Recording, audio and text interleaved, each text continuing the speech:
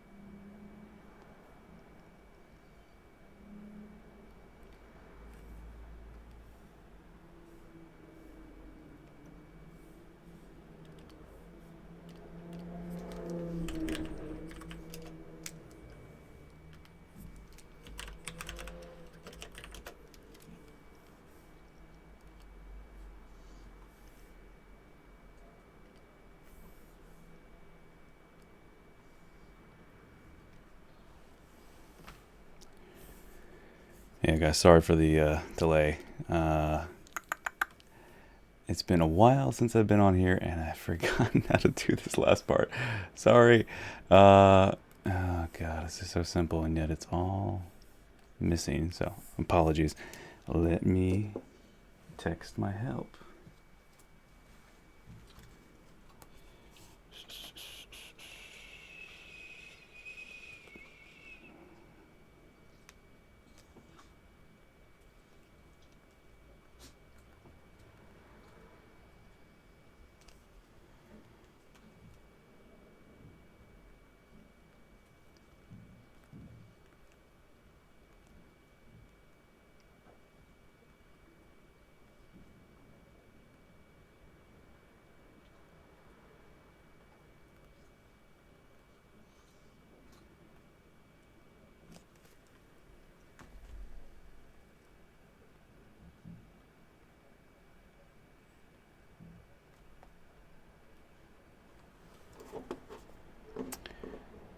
Sorry, 2 more seconds, guys. I'll be sure to make up the time for anyone who wants to get a solid 2 hours in here.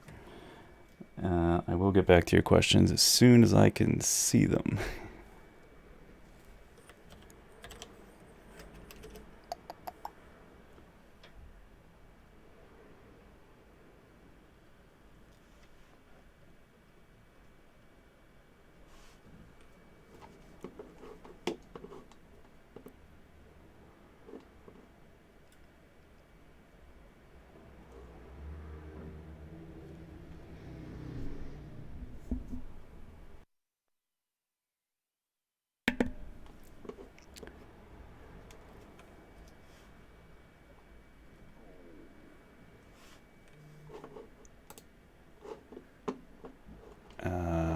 There we go. 1 second here.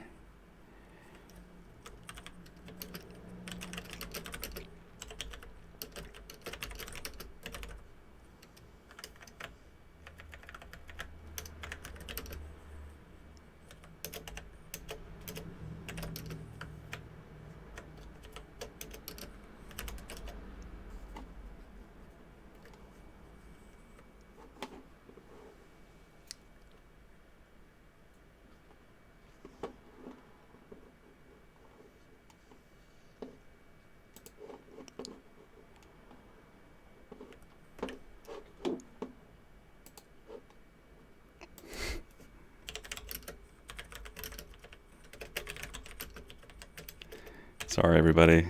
Almost there.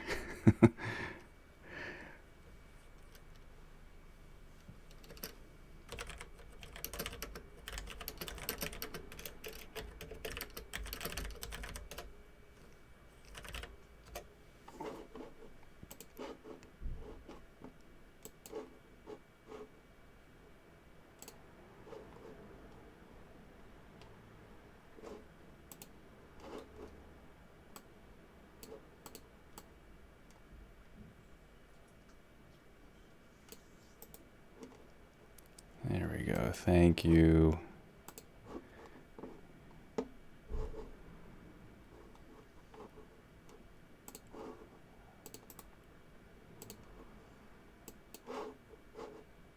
right, one more second, guys and gals.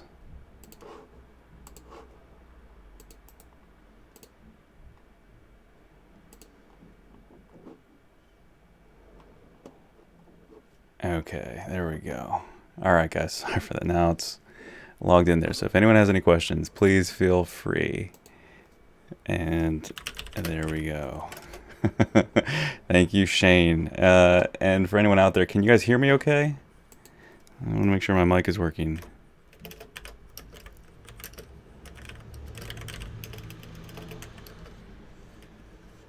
Sounds great. Okay, cool. Thanks, dude. Awesome. All right, people. Sorry for that. I lost a couple people there. Cool. So I'm going to do my best to break this down and let's get this moving forward significantly.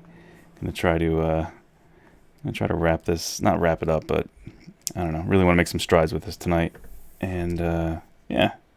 So we're going to have a good 2-hour chunk here. If anyone has any questions, again, as always, please feel free to type them up in the chat, and I will do my best to keep up with them. Yeah. So for those just joining, this is work that's deeply inspired from the work I did on the Lion King, which never got put into the film in the end because of time. Yeah, so I'm just sort of fleshing out my my idea for the scene that unfortunately was never there, at least not in this form. So yeah, this is Mufasa in the clouds coming to speak with his son. So, oh man, it's been a while. I wanted to touch this when I was on break. I was home in Pennsylvania for about 3 weeks, and needless to say, I really didn't do any sculpting almost at all. Very little. I did some work for my short film, but then I was caught up with working on catching up with old friends and spending time with my family, since I typically only go back home like once a year if I'm lucky. So I'm pretty close with my family.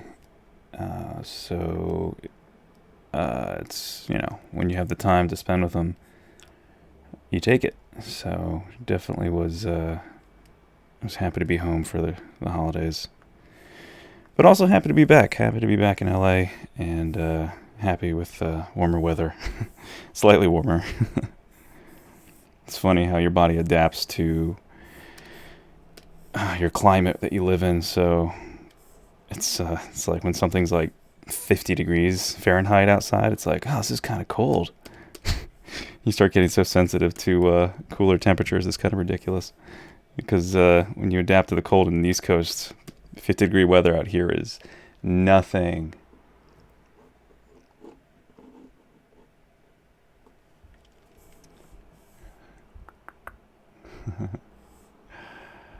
Thanks for the shout out, Shane. Let's see. Someone on Facebook by the name Zenshu Boxes is asking me to start sculpting a small cloud. They didn't see the process. Sure, man. I can do that. I can pump something out here quick. Let's see here.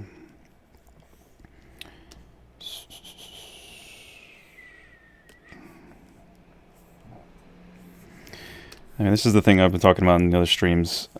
Clouds and sculpting them it's just a weird idea, I guess. I mean, it seems like it makes sense and it seems rather simple, but it quickly gets challenging. It's one of those things like, I don't know, even like really specific Disney characters or other cartoon characters, you look at them and think, oh, I could do that, and it's deceptively simple. You think, it's no problem. It's going to be easy. It can be just a turnaround in a couple days, and you're like, week later, like, the form's still not there, or it's getting there, but you have your art director telling you, no, we need it like this, and now change that, and this curve's a little off, and it's almost like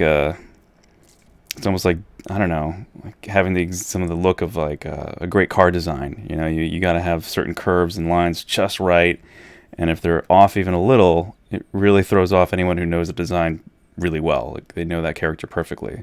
So in some ways, I think it's sort of like it's one of those things where again, clouds are obviously not so specific. I mean, they're so general that you can say like, just pull out whatever.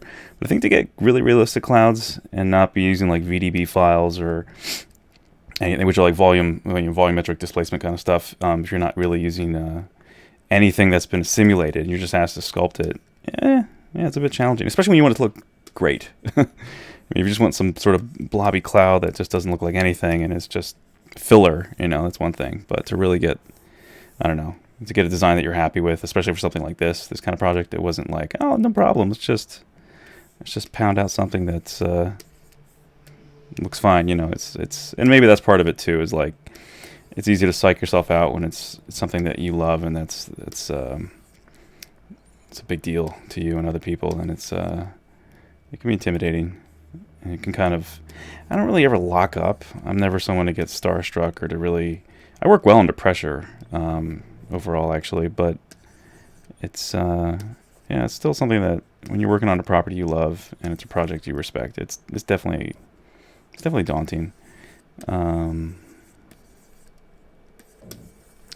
I mean, that has to factor in a bit though. Nerves, expectations of yourself in that situation, wanting to communicate a powerful message, and visual metaphor, visual poetry, and again, that's probably not always your job, but when you have the freedom to do it and it really matters to you, you can definitely feel the pressure in certain ways that wouldn't lock me up, but I think it's just intimidating, and that can just factor into how your work flows and what you're happy with and what you're not, And again, it's sometimes we're not always the best judge of our work, because we're also critical of ourselves, I think, as artists who are perfectionists and who are, we're just always our worst critics. Anyway, sorry, I'm just blabbering. You're welcome. For those asking about the cloud thing, so this is, I mean, it's really just this is just a quick and dirty process, but it's really nothing overly complicated or tedious. So once you reach a certain point, it's just like you could work in Dynamesh too, I guess, but whatever. ZBrush is nice too. I think quads are your friends, and Dynamesh, I know you can do like exact. With the plugin now, you can do Dynamesh Master, and you can get kind of exactly the ballpark range that you want. But still, I don't know. It goes back and forth. ZBrush is better for characters and whatnot, but in this sense, they're really interchangeable. And again, it always helps to look at reference. So, and I'm actually not right now, but again, I think I have enough back there. I can probably just pull out something, and maybe I can just plug this in there and just mesh it with them too.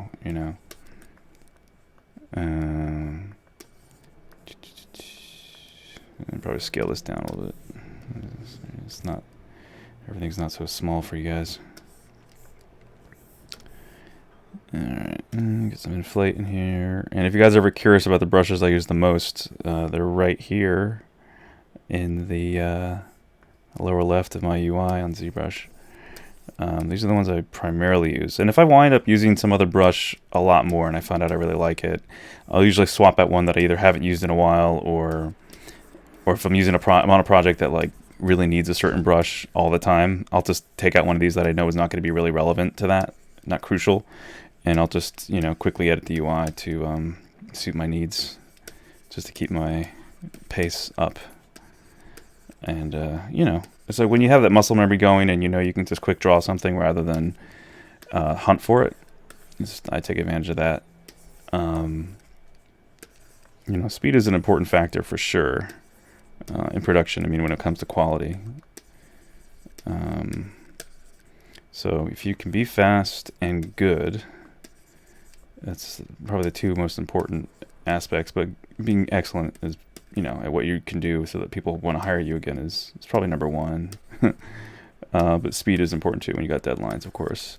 But that there's that triad, that phrase: good, fast, and cheap. Pick two. It's pretty true. And I'd say that whenever you can, don't be cheap.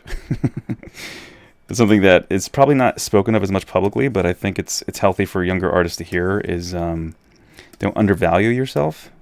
And also, it's helpful to those who've worked hard to get to where they are too, because it can be, it's kind of, I don't know, I wouldn't say it's a taboo subject at all, but undercutting people in many industries sucks for the people who are being undercut, of course, and it feels great for the person who's doing it because they're getting to be a part of a project or getting to be involved in something that they really want to be for whatever reason, whether it's for their company or themselves or, certain types of gain, whatever it may be.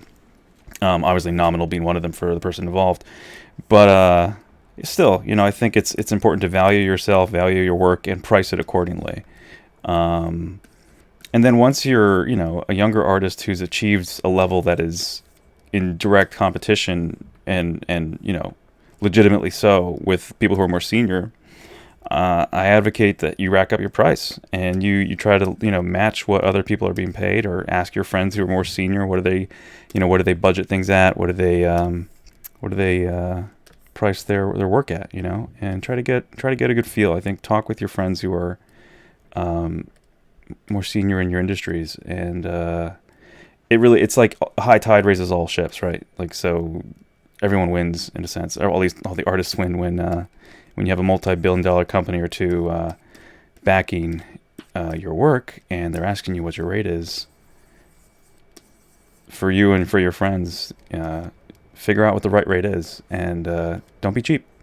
But also, then you gotta put your money where your mouth is. In the reverse, you gotta show your work to be great, and you've got to kick ass so that rate they see is worth their time to invest in, and it just all kind of circles back around. So, but anyway, it's funny, man. It's just interesting how so many factors play into what makes someone successful or not in any industry, and art is one area where it's like, man, it's such a game of chess with different multi-tiers, connected. Like I've always told students, like, there's three main factors when they're like, how do you get in the industry, or how do you get from point A to point B, wherever they want to be. And it's like, well, I always tell them, like, be excellent at what you do, be good with people, and then there's a bit of luck that'll play into it, or as the phrase goes, luck favors the prepared. So be prepared for the opportunity when it comes your way, and they ask you, would you be free on this time to work on this project, or how would you do this? How would you solve this problem? Like, I got this. This is a cool story. So I don't think I told this on the stream. A while back, I was actually at the ZBrush Summit, and I'm trying to remember who I was with. If I was with Wacom demoing for them, or if I was just hanging out with a Raptor in my hand. But there's a lot of people have known me for the Raptor 3D printing work that I've done in the past.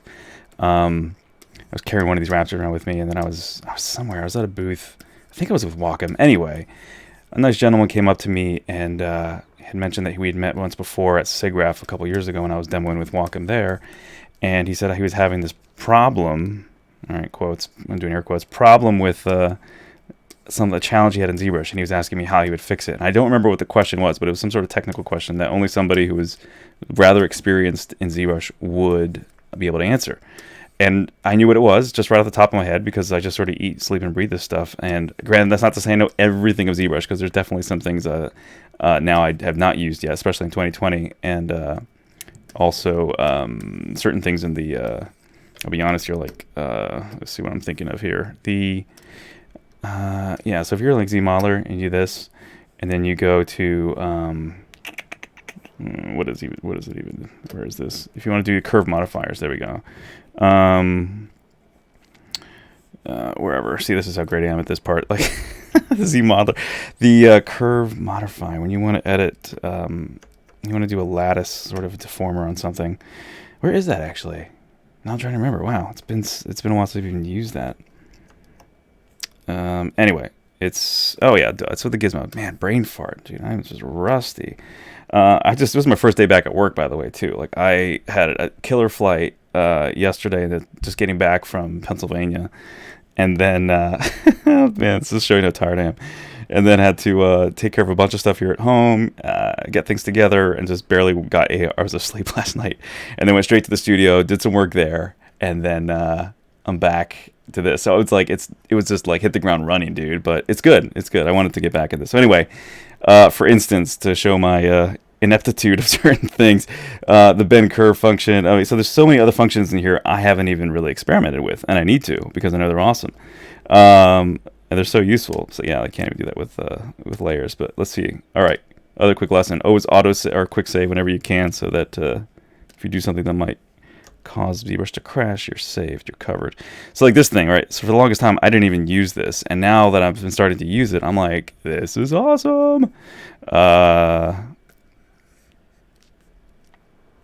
Yeah. So like functions like this, for instance, it's just there's so many things in ZBrush still that I don't know. Anyway, I don't even need to do this right now. But that being said, get back to the gizmo. This gentleman came up to me at the ZBrush Summit and said he had this issue, and I asked his question perfectly without thinking about it, thinking he was just genuinely asking for help. And I was like, dude, I'll be happy to help you. No problem. This is how you do it. Blah, blah, blah, blah, blah. Done. And he was like, all right, great, thanks. And then later on, he asked for my card. And later on, he contacted me and was just like, so are you free to work for a while? And it turned out to be this company called PDP, which is Performance Design Products. And they do a lot of game peripherals and work with Disney. I think even Shane, I think I might have worked on something, maybe not your stuff, but definitely in the same, I don't know. For those who worked on the Disney Infinity characters and their amiibos, I touched up a bunch of stuff and worked on a ton of stuff from Disney on that stuff, as well as a whole bunch of other really cool game properties that had products made based on their IPs, and some of it that never got to market, so I can't really talk about some of it, unfortunately, but suffice it to say, cool stuff from fighting games and other things that other brands that I enjoyed. So it resulted in some great work and some great opportunities, and turned out to make a really good friend out of this gentleman. And now he is a long-term friend by the name of Nick. You know who you are. And yeah, so it's like, you know, and that's just like a blessing in life, man. Like when you can meet quality people who you really connect with and enjoy the company of, and that really become genuine friends through the arts that you work in. Like, that's awesome, you know. And when you meet genuine people like that, and granted, that's rare in life, period. I think, like, meeting very genuine people who sincerely want to improve the world around them. I mean, it's you know, it's hit or miss depending on where you're at and who you meet. But to make quality friends like randomly like that, I think it's just you can't make that happen. It's just something that you might be fortunate to experience from just trying to do the same, I guess, from trying to be a good person and just be kind to other people. You know, I've been seeing a lot of these quotes lately from, I don't know, Instagram, Facebook, wherever, but, you know, as cheesy as some things may be and cliche as many posts are of, you know, quotes and whatever, it's still, I think some of it, of course, there's truth to a lot of it. But it just, what was this recent phrase I kept saying? It's just, it doesn't take much to be kind. And if you're just a tiny % kinder than you think you need to be in almost any situation, of course, you got to be, you know, discerning. But it can go a long way. And I've learned, too, from biting my tongue at certain points where people have been unkind to me or have been treated unjustly. And I know I'd be in the right to just lambaste them verbally and just let them have it. And I'd be completely justified in saying, you know, you treated me badly, or you were disrespectful, or that was really rude, or whatever. And instead of just blowing them out of the water verbally and being justified in doing so, I bit my tongue and I just kind of tried to be the bigger person and withheld a lot of things I wanted to say. And in turn, they wound up becoming, forgiving them basically, instead of just blasting my mouth off. And it really turned out to be even better. I mean, they wound up becoming better friends and acquaintances afterwards. And, again, led to more work, led to more connections. And it's like picking your battles in life, knowing what to say, when to say it, and what to not say, knowing when to shut up and swallow your pride. And it's not out of like a sense of desperation or just being needy or whatever, but simply saying that what's the benefit of letting yourself go off the rails in anger, versus stopping to think for just a minute and say, is it really, is my pride in the situation really worth, and my feeling better about the situation, is that really worth, making someone feel terrible about what they've done? Because I think you can often communicate the same information in a much more gentle way if you just stop and take a breath and think about what you want to say. And sometimes it doesn't need to be said, because a lot of times if this person have a bit of intelligence and sensitivity, they may come around to seeing that they were wrong in what they were saying towards you or how they were treating you in the first place. And if not, well then, you know what? I don't know. I think it's important just to be judicial in how you dole out anger, because it's such a quick emotion to get to for a lot of people, and it can often be one of the most damaging things that can be communicated by people too. So yeah, it's important to be patient and discerning on what to say, when to say it, and how. Came for ZBrush, stayed for life lessons. Dexter, that's hilarious. Thank you. Yeah. Sorry, I don't mean to be like, I don't know, whatever, philosophical, preachy or whatever, but it's just some of the mental vomit that's happening right now. I know it's for some people that's probably like, oh, that was just super basic, like duh. But hey, I mean, I know when I was younger, I was a very different person when I was very young. I mean, when I was like, middle school into teenage years, and even to college, this is the thing. It's funny. I was seeing a lot of people when the new year comes around and everyone's like, as much as it's a cliche and a joke and a meme, it's like new year, new me kind of BS. And I mean, it's BS, and yet it's also interesting and funny. I mean, I think it's wise, and it's for every decade that passes by, if you don't grow and mature, you probably should. You probably should try. I think after 10 years of life lived, if you're just exactly the same in every way that you were before, I think that's not a good thing. I think we should all be striving to improve after 10 years. We should be able to look back and be like, dude, something's improved. This has changed. At least, I mean, as much as you can, of course, within your ability to improve your life, improve yourself, really. It doesn't mean it has to be financially. It doesn't mean it has to even be in a career, but just, how your outlook is on life, how you find yourself to be happy and content. And yet still impassioned. If you want to progress in life, I think you have to be content with being sort of discontent. I mean, you're content with maybe what you own and how you live in certain ways, but still always hungry to, gain more knowledge and gain more experience and improve yourself. And I don't know. I think there's a lot to be said for that. And, yeah, anyway, again, sorry, philosophy, personal philosophies. I think, yeah, every decade should bring something. By a decade passing, I think we should see some changes in people's lives that are for the better. I mean, unless you're perfect, in which case then, teach us. Lead by example.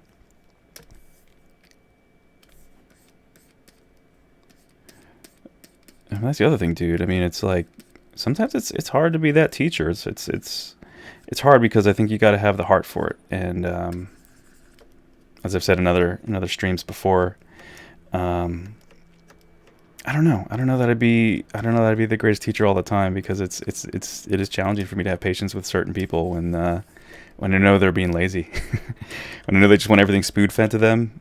That irks me, because I'm like, dude, did you even Google this? Did you even try before you were just like, give me the answer? I want to know it all right now.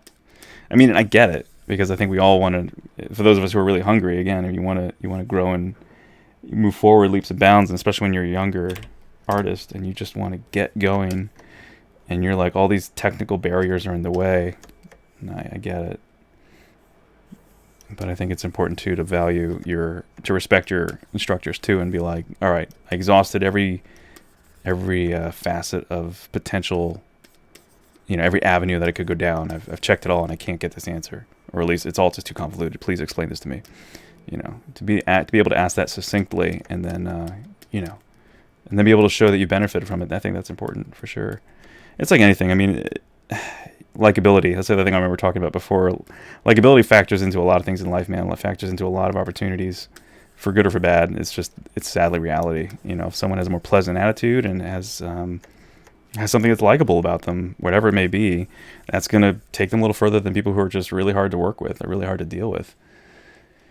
Improvement is part of life. Flames Rains. Absolutely. The Matrix light is cool. Thanks, dude. Yeah, I actually installed those myself, like right before Christmas. I picked up some lights that were, there. But why improve? I'll tell you why. Because it makes you feel good. It makes you happy. So step it down to the base. Are you happy or happier? Plum Fun on YouTube. Yeah, happiness is definitely, it's always it's part of the American dream, right? Life, liberty, and the pursuit of happiness. It's kind of a key there. An operative word is pursuit. It is a pursuit, but I would counter that statement of happiness being a big part of why to improve, because I think it's you should learn to be happy. I think that's one of the keys to life. I think is to love learning, whatever it is, especially though. Obviously useful things. We can all learn like really useless information, unless you're going to go on like Jeopardy or Who Wants to Be a Millionaire or something. I mean, it's like, learn valuable information, like history, good spiritual practices, what it means to be a part of a community, whatever that may look like for you. That's important. So yeah, I think happiness is important, but if someone focuses too much on their happiness, you can also lead into like a hedonistic lifestyle where you're just like pleasure all the time. I just want to have fun. I don't care about anything else. So obviously there's a caveat, but I'm sure they didn't mean it in just a hedonistic way. How long have I been sculpting for? Siphon on YouTube. The question would be, I guess I have to ask you a question. Do you mean currently right now during the stream, or do you mean in life? Like how long have I been sculpting since I started learning ZBrush? Anyway, this cloud is looking like crap. But for the person who asked originally, Zenshu, there you go. That's kind of the rough process there of how you start. I'm probably going to jump back to these in the background now to kind of push this whole thing forward. Try to make some large headway this time.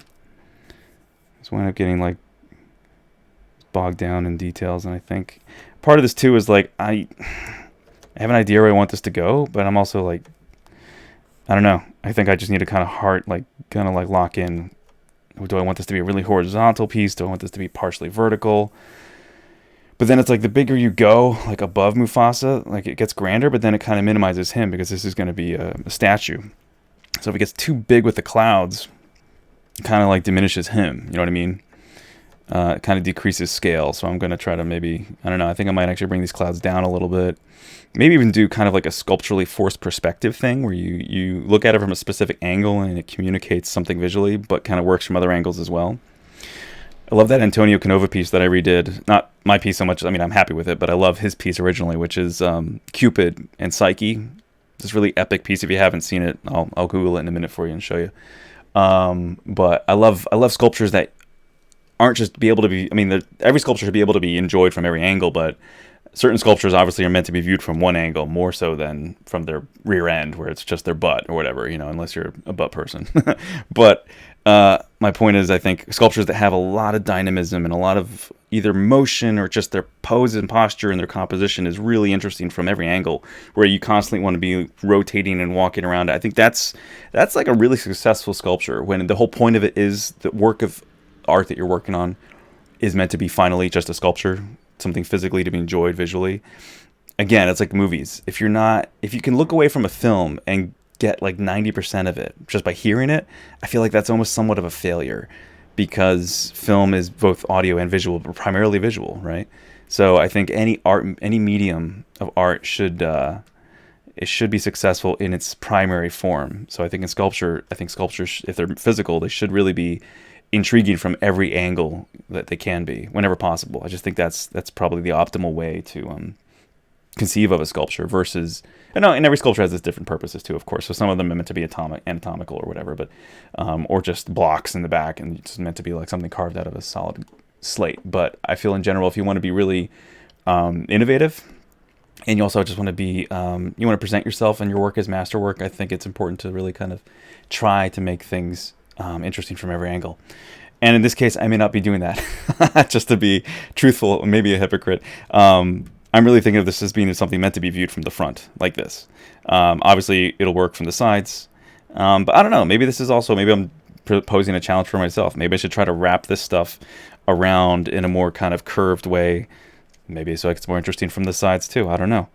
But it still feels like clouds from the sides just feel like filler, at a certain point when you come around to the back. This is the question now. Should I just slash this straight down the back and make it a flat piece you put against the wall? Or should I make it, it's like, but what would be interesting from the back? I don't know. Could I put Mufasa's tail out there kind of curling around in the clouds? I don't know. Okay, so we got some questions here. Sorry, one sec for those watching. How long have I been still helping? Yes, agreed. What makes you happy and those you care about? Some that's career, some that's family. Some makes him is great in moderation. Yeah, of course, dude. Everything in moderation, right? Okay, so they're asking how long in life have I been sculpting. I guess I got serious about ZBrush in 2010, 2011, around there, if I'm not mistaken. 2010, I started dabbling in 2010, 2011, and got serious in like 2012, I think, if I'm not off. I think it was like really 2012. It was kind of a bleed, you know what I mean? Like I started learning about ZBrush because I was so enamored with concept artists' work that I saw in Photoshop magazines. I was initially interested in like graphic design early on, and Photoshop, which is what lured me away from. Man, I can't talk tonight. Lured me away from medicine. So I was studying a lot of biology, and the science building in my university's campus was right next to the art building. So Photoshop, graphic design. This was back in 2000. Actually, like 99. I mean, I was really down with Photoshop since I was a little kid, but I think I started really getting more serious about that in like 2000, 2001. And then, anyway, that led into discovering the joys of concept art and all the artists who made it. And then I found magazines from. I know I always go to Barnes and Noble. I love coffee, I love books, and I love cafes. So Barnes and Noble was like a little heaven for me, a little escape. So I would always go there to the cafe and read up on techniques in like Photoshop magazines, and then I found Imagine FX, and then that was like, oh my god, there's this whole network of amazing concept artists out there. Holy shit! And from there, I was just just kept learning different names and finding out art that I loved, whether it was popular art or just comic art or video game covers or whatever. I started finding all these other artists who I adored, and I knew their work, but I didn't know their names. And then this started exposing me to more of their work and more of their names. And anyway, that led me to eventually seeing ZBrush being used for concept art. So I think it was some of these concept artists who were using ZBrush at that time, what was sort of like it was what it was. It was creative and sort of out of the box thinking. And they were saying, like, how can we use this 3D/2.5D kind of program and make some amazing art out of it? And so they wound up using, ZBrush as reference, and they would sculpt pieces that when they would paint over. And anyway, so that's how I learned about ZBrush, and then eventually that led. So there was this really gradual ramp into being exposed to ZBrush from that. But I don't know, gradual, relative, quick. It's relative, I guess. But yeah. So from 2012 onward, I was sculpting and learning ZBrush, and I think 2012 is when I really started it. And then like 2013, I mean, I was lucky in that I had a job that I was working as a professional artist before getting serious about ZBrush. It was a 2D kind of texture work for a Japanese company. So that really kind of afforded me time and money to pour into. And that's what I've always tried to learn to do in life, and I encourage everyone else to do the same. If you can figure out a way to get paid to learn new techniques in what you love, if you can figure out a way to be paid to be somewhat creative in some way, and then use that money and that time to kind of, carrot yourself or piggyback on that and use that, reinvest that time and money in some way back into what your like long-term pursuit and goal as an artist is, then I think you're really kind of gaming the system, but in a good way and in like a completely legit way. Again, about self-improvement, right? Like figure out how to, if you really love art and you love what you're doing, figure out a way to make a living doing that. So as that Chinese famous proverb goes, you don't work a day in your life. You will work days of your life, because I mean, unless you're like become a billionaire overnight, there's work, man. I mean, working on film shows, whatever, it's fun and exciting when you get to work on cool projects, but there's also times, man, where you just got to do some heavy lifting. You're doing stuff that's technical, or you're learning how to rig, or you're learning things that aren't like glorious fun projects, but rather are just work. You know what I mean? It's like you own a house, like, oh, it's great to own a house, but then if you're not like a billionaire, or not even a billionaire, I mean, but if you're someone who's just getting by and you have a house, and then you're like, oh, I got this huge yard, shit, I've got to mow it, or you got to hire someone to do it, whatever, but still, that's time, money, something's got to be spent somewhere, right? Like something has to give. Anyway, getting off track here. So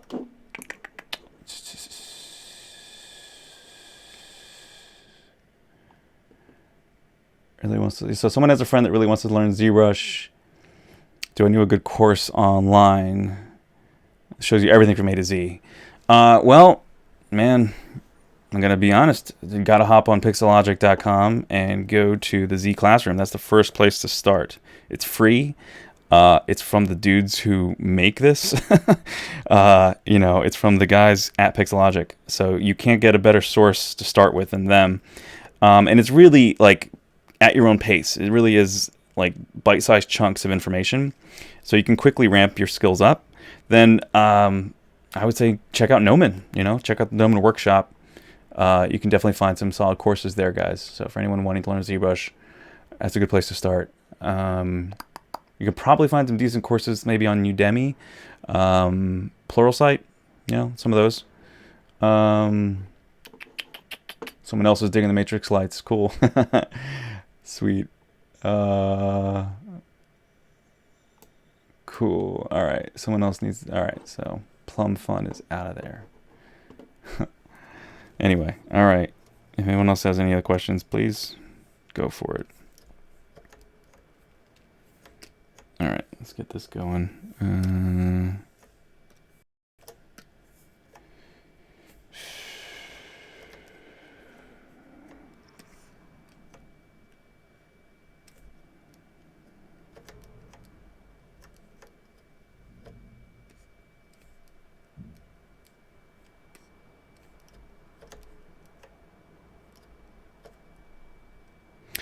See, work like this is fun. I mean, you can get caught up in how open-ended you make it, but then the other side of it is like, it's just great to experiment. It's just fun to have a kind of an open-ended project where you're like, how is this?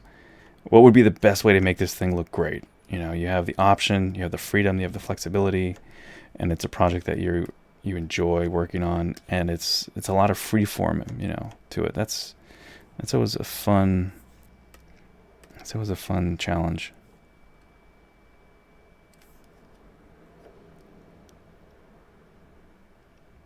I think I kind of like the idea of Mufasa almost leading. He's coming out of this and almost like leaving the trail clouds like in its wake. Almost like a storm front kind of coming over the water. I think that's kind of a cool idea. So maybe I'm gonna give this more of a V shape kind of to it, rather than just straight, very flat kind of.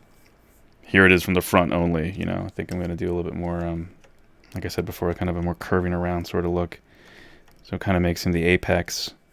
And then everything else is sort of in service to his presence. Boom.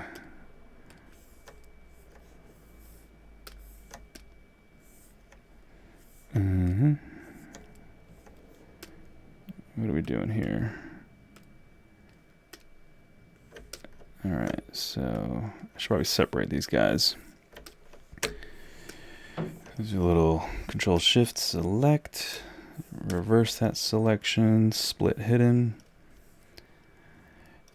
If anyone's wondering too, when it comes to like efficiency and I guess not taxing ZBrush or your computer more, and I guess anyone at Pixelogic or anyone who knows better can correct me on this because I'm just guessing, but it seems like it's less intensive to split apart.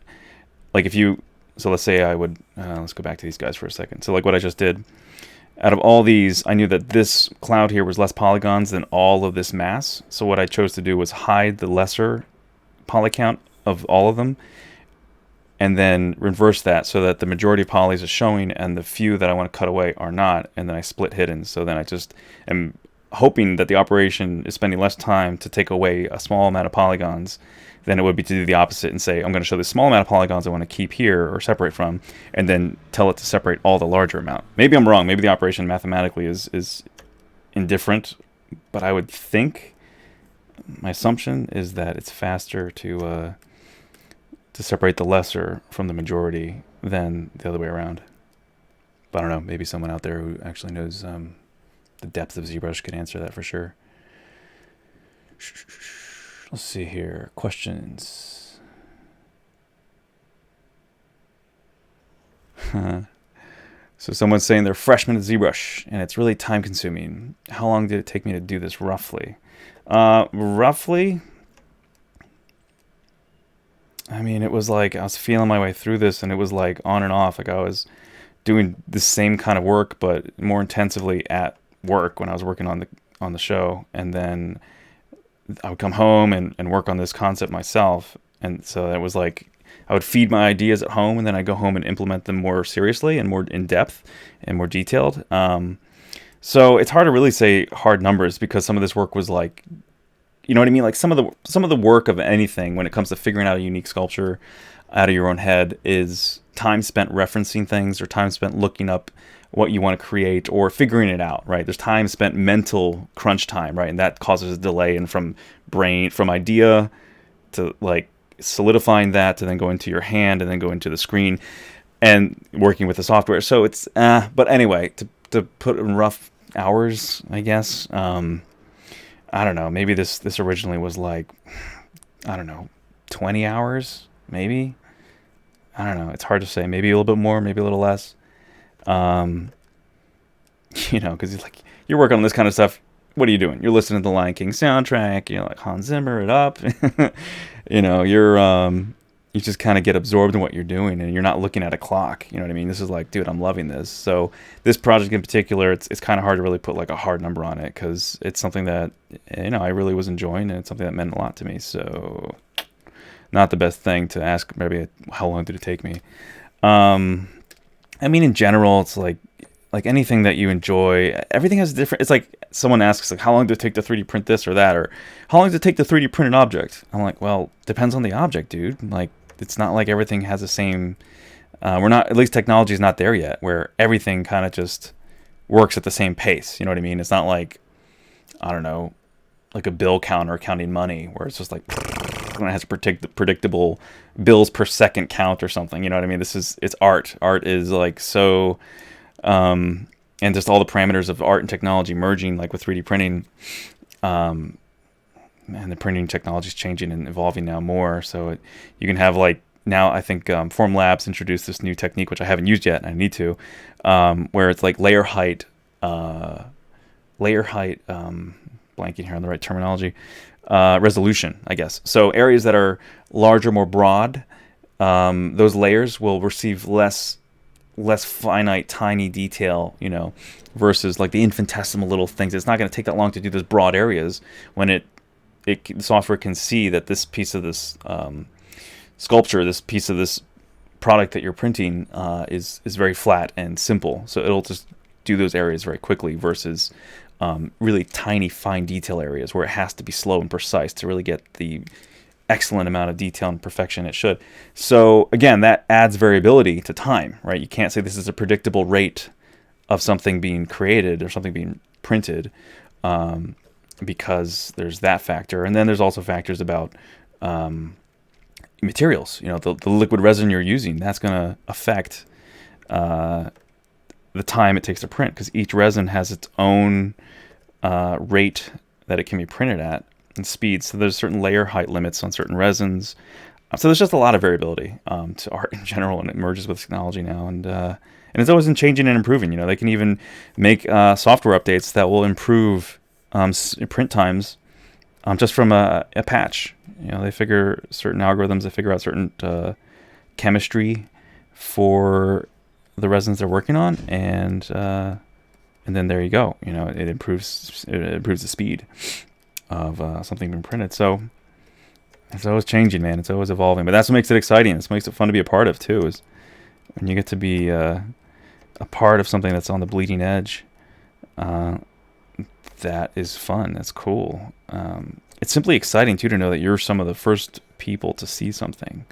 I mean, that's I don't know, whoever it was, the first group of people, like for instance, doing some of the work that they were using on Mandalorian, for instance, like to use the Unreal Engine. I'm guessing it's probably guys at ILM, like maybe the ILM X Lab, or probably guys at Unreal, or I don't know who exactly, but just to be able to be like, all right, let's see if we can actually take, you know, because it's such a combination of different technologies too. I mean, you're taking great photo scanning, you're taking, you know, assets that are from the real world, assets that are digitally created that mimic the real world, the way that light is being processed, and then being able to get that all to match, and then having these LED walls and that technology. So you're merging all these very disparate pieces of tech into one solution, and to have that all marry and work together in concert. And it usually never works perfectly the first time, but I don't know, maybe they knew enough what they were doing that it came out great even on the first real simulation of all that stuff. But damn, that's a great feeling, man, when you get to be a part of something that's fresh, and that's really appealing and enjoyable for others to observe. That's a really fun, that's a great feeling, man. It's really exciting. It's cheers all around, man. It's just positive, good energy everywhere, because when you get to be part of a team that works together to create something that's, you know, bigger than the sum of its parts, it's really fun. It's really cool. It's also rare, you know, because once you do it, everyone's going to imitate it, and then it relatively quickly becomes a standard practice, you know. So whenever you get to be a part of something that's fresh and new and inspiring, you know, it's important to really savor it, and to I don't know, to remember it, you know, to cherish those moments, take pictures. But not too many pictures. I hate it when I'm at a concert or something and all you see are cell phones. It's like, dude, when it's that many people at the same event, it's like you're not going to have a different angle than the 30 other people over here.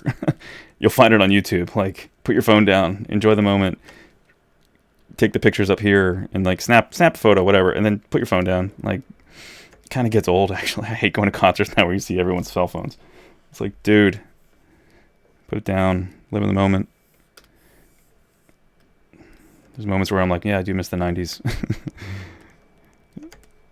I'm an old man. I had friends telling me like, dude, you're so old. You know all this stuff that like my parents knew or appreciated. And I'm like, hell yeah, man, that's a compliment. I like learning a lot about the past and enjoying it. All right, so what's this? Who we got here? Another question. Sometimes for 3D printing, you need to redo it because something went wrong. Yep, absolutely. That's also the dark side of 3D printing. The dark side. Anyone see Rise of Skywalker? Yeah, redoing prints is never fun, but it's how the process goes.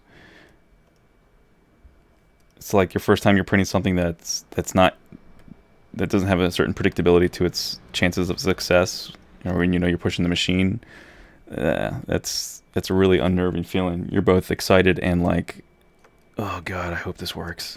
Please let it work, God. Oh.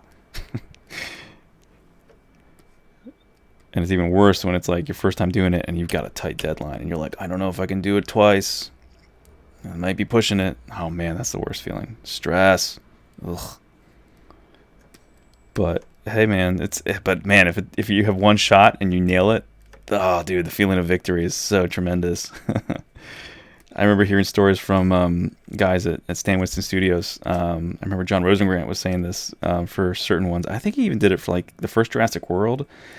But no, I remember it wasn't like they were really treading new ground because they were doing what they were excellent at. And but I remember him telling one story of I don't remember what movie it was. Maybe it was Aliens, but they were working on some creature, so probably it was the Queen, and I think they only had enough time to get it done right once, or maybe it was the T-Rex in Jurassic Park. Maybe it was both. I don't know. Anyway, they only had one chance to do one animatronic sculpture through the whole way to physical robot in the end, and it was like, we got one shot at doing this, and if it doesn't work out right, I guess they would either have to delay the movie, or that would be they would have to find another solution.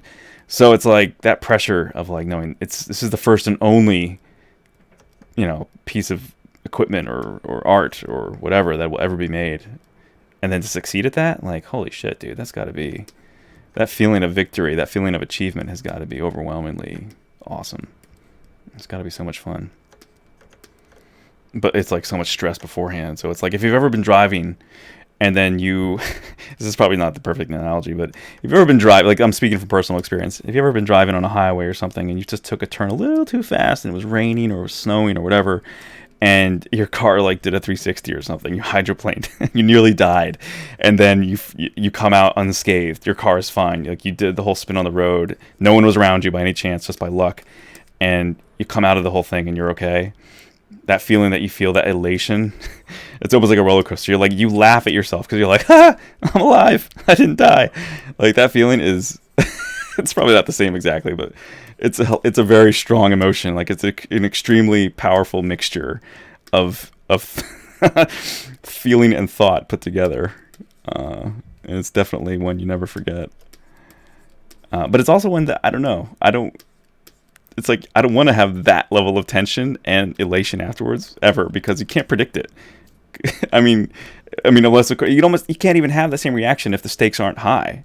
Yeah, with anything, you just can't, because it's your brain just can't force it.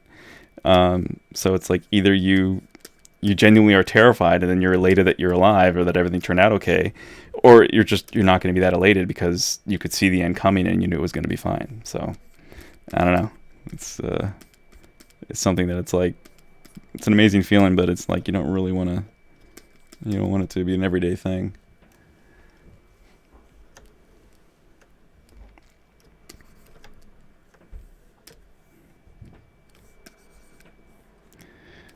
So, if he dies, he dies.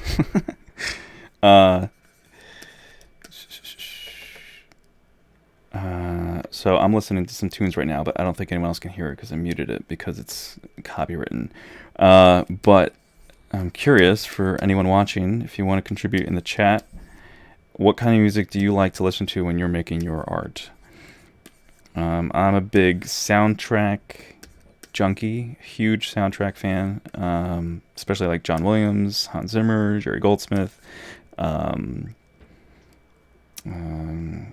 Newton Howard, Takeshi Furukawa. Yeah, I love soundtracks. I love composers. I love 20th century classical. I also really love electronic music. I'm a huge electronica, techno, dance, EDM, whatever term you want to use, house, trance, like all that. Really not into dubstep or stuff that just makes you want to, pull out your teeth or something. I don't know, pull out your hair, where it's just like, nails on a chalkboard kind of sound to me. I like good melodies, though. I love a good melody. But my biggest two are probably soundtracks and electronic. So a big like Paul Oakenfold fan, and his radio show is awesome. It's actually what I'm listening to right now. So if you if you love electronic music and you like hearing new stuff, that really crescendos, like his show flows over 2 hours and it goes from chill, fun process to like high energy, like super exciting, really intense stuff. Definitely look up Paul Oakenfold's Planet Perfecto. His mixes are awesome. So someone says, Bean Like Games. I love me some game soundtrack. Dude, that includes me, dude. Yeah. Freaking, what was one of the all right, so of course Last Guardian soundtrack is one of my favorites. Gareth Coker, man, his work is awesome too. Austin Wintory, another fantastic composer. Holy shit. He did the Journey soundtrack. The PS3, PS4 game. That's amazing, beautiful. Gareth Coker did Ori and the Blind Forest. Holy shit! Wow, incredible, beautiful, jaw-dropping, emotional music. The guy's a master, dude, and he's like my age or younger, I think, or something. He's like gifted. It's awesome. Let's see what else people said. French music and standards. Yeah. Epic music. Yeah, I love epic music. I know what you're talking about, dude. Like, if you guys don't know Thomas Bergenson or Two Steps from Hell, look them up, dude. They're amazing music. Gaga. Queen. Yeah, Queen's got some good stuff. Soundtracks from games and anime. Yep, anime too. Dude, the soundtrack to Cowboy Bebop, the seatbelts, freaking awesome. A Hat in Time, Transistor, my favorites. Nice. Yeah, I have not played Transistor, but people tell me I should, and it looks cool. But man, it's hard to really. It's the older I get, the less games I play. I'm still like very acutely aware of all the newest games, and I'm always kind of like keeping an eye out, an ear out for what's new and what I might like. But the older I get, the more refined my palette is for games, I guess, and also like the more limited my time is. So I'm going to be pretty judicial in like what I play, and that in turn winds up meaning that I don't hear some soundtracks from games that I haven't played. So I guess that's why I'm always looking for different radio shows. And I know, I think if I'm not mistaken, pardon me if I got it wrong, I think Jennifer Curry is her name. She has an amazing soundtrack that she made for the beautiful game Everyone's Gone to the Rapture. And that game is really unique and beautiful in its own way, and I would highly recommend people checking it out if you like a thought-provoking, spiritually minded but not preachy at all, supernatural kind of sort of supernatural thriller. I wouldn't put it really in the thriller category though. It's contemplative. I don't. It's a unique game, and it's definitely an experience. But her music is gorgeous. Anyway, she had a show on. I don't think it was Classic FM. Maybe it was, but it was anyway. It was a British radio program online that you could listen to. And I love Classic FM, by the way. If you guys don't have that app and you like classical music or soundtracks, you should definitely download that app and listen to all the free, awesome classical 20th century classical music that's out there. Anyway, she had a game that was called she had a show called High Score, and such a great play on words. There's such a kind of a portmanteau, I guess, really. But High Score is awesome, and I don't think it's on anymore. She kind of comes and goes with it, I guess, because there's also I think there's somewhat of a limited selection library still compared to classical music and what's being made constantly. I think game soundtracks are far lesser amount, at least that are palatable, that aren't like 8-bit chiptunes or something, but like things that are actually orchestrated or extremely high production value for electronic music. It's not quite as huge or as limitless or almost unlimited as classical and 20th century classical. So anyway, but if you can find her shows, High Score, follow her on Twitter. I know she's on there. It's a pretty cool way to expose yourself to new soundtracks of games. They do them, and I think it was through Classic FM. Yeah, it was.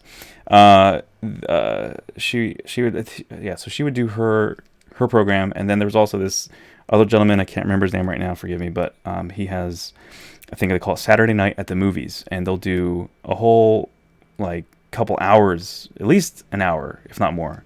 I think it's Saturday. Yeah, it's like a couple hours in the night, I think, and it's just tons of great movie soundtracks and from all kinds of movies. They'll do different themes. So one night it'll be movies that are in space. So you'll have everything from 2001: Space Odyssey to Interstellar to Star Trek, Star Wars, whatever. And then they'll do other theme nights where it's creature feature. So they'll have Jurassic Park and they'll have E.T. and of course those are both John Williams, which I love. But so they'll do that kind of thing. And they'll do. I think they even did like a horror one where they like music from horror movies. So again, it's just a really cool way to kind of have this curated, like culled, some of the best presented to you, sort of options for discovering new musicians, new soundtracks. So I don't know, just some music advice. Let's see what else. Transistor is quick. Oh, that's good to know. Yeah, short game. I like really good short games. Like if you have a really nice, like succinct story and you can process it in like 2, 3, 4 hours. It's pretty good. Soundtrack from Nier Automata. Yeah. Really awesome game itself. Yeah, Nier Automata was like a, I don't know, it's a hit or miss with me, and that was kind of a miss for me. It's just, I played the demo. Eh. I mean, I've heard people love it. I know they really enjoyed it, but for me, I guess hack and slashes, like that Devil May Cry kind of style, I don't know, it just gets a little too repetitive for me. But I get that. I get why people like it though. I mean, it's like an arcadey kind of feel, and it's a lot of like rapid fire hits of dopamine. It's kind of like, I guess it's sort of like the same. You get that same kind of feeling specifically from like games like Call of Duty, where if you're big into multiplayer and playing things quick and fast, maybe not quite multiplayer, because depending if you're like a 12-year-old who has no life and you can just play video games all day versus a 35-year-old who has no time to play those kind of games, and you try hopping in and you get immediately killed by some 12-year-old who has no life and is probably making millions of dollars streaming that game on YouTube. It's not fun for the 30-year-old who's jumping on there and being like, let's see what this game's about. Bam, insta-death. Like 5 times. You're like, screw this, dude. I'm done. It's not fun. And that's where I think I've learned to grow to really enjoy more single-player, more linear, story-focused, very theatrical games. I think it's because I'm a big movie freak, huge movie fan. So I think that's why my taste in games kind of leans in the same direction.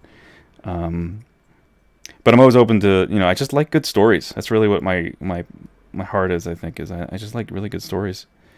Whether it's a game, whether it's a book, whether it's even told in music. That's something else I've noticed in pop music. Like a lot of pop music is just trash these days. I really don't like most of it. And a lot of it, well, not a lot of it, but some of the elements of that are that I love the older songs because they actually had great stories, or they told some stories. Not all of them had great stories. Some of them have just great melodies, and the stories are like whatever. But I've noticed that. I mean, back in music from like 70s, 60s, you really heard a lot of songs that had stories or communicated some really virtuous ideas, and it just doesn't feel like a lot of popular music is. I'm sure music like that's being written somewhere and being made a lot, but you don't hear it. I mean, it's not on the radio, and that's why I hate the radio. I just don't listen to the radio at all.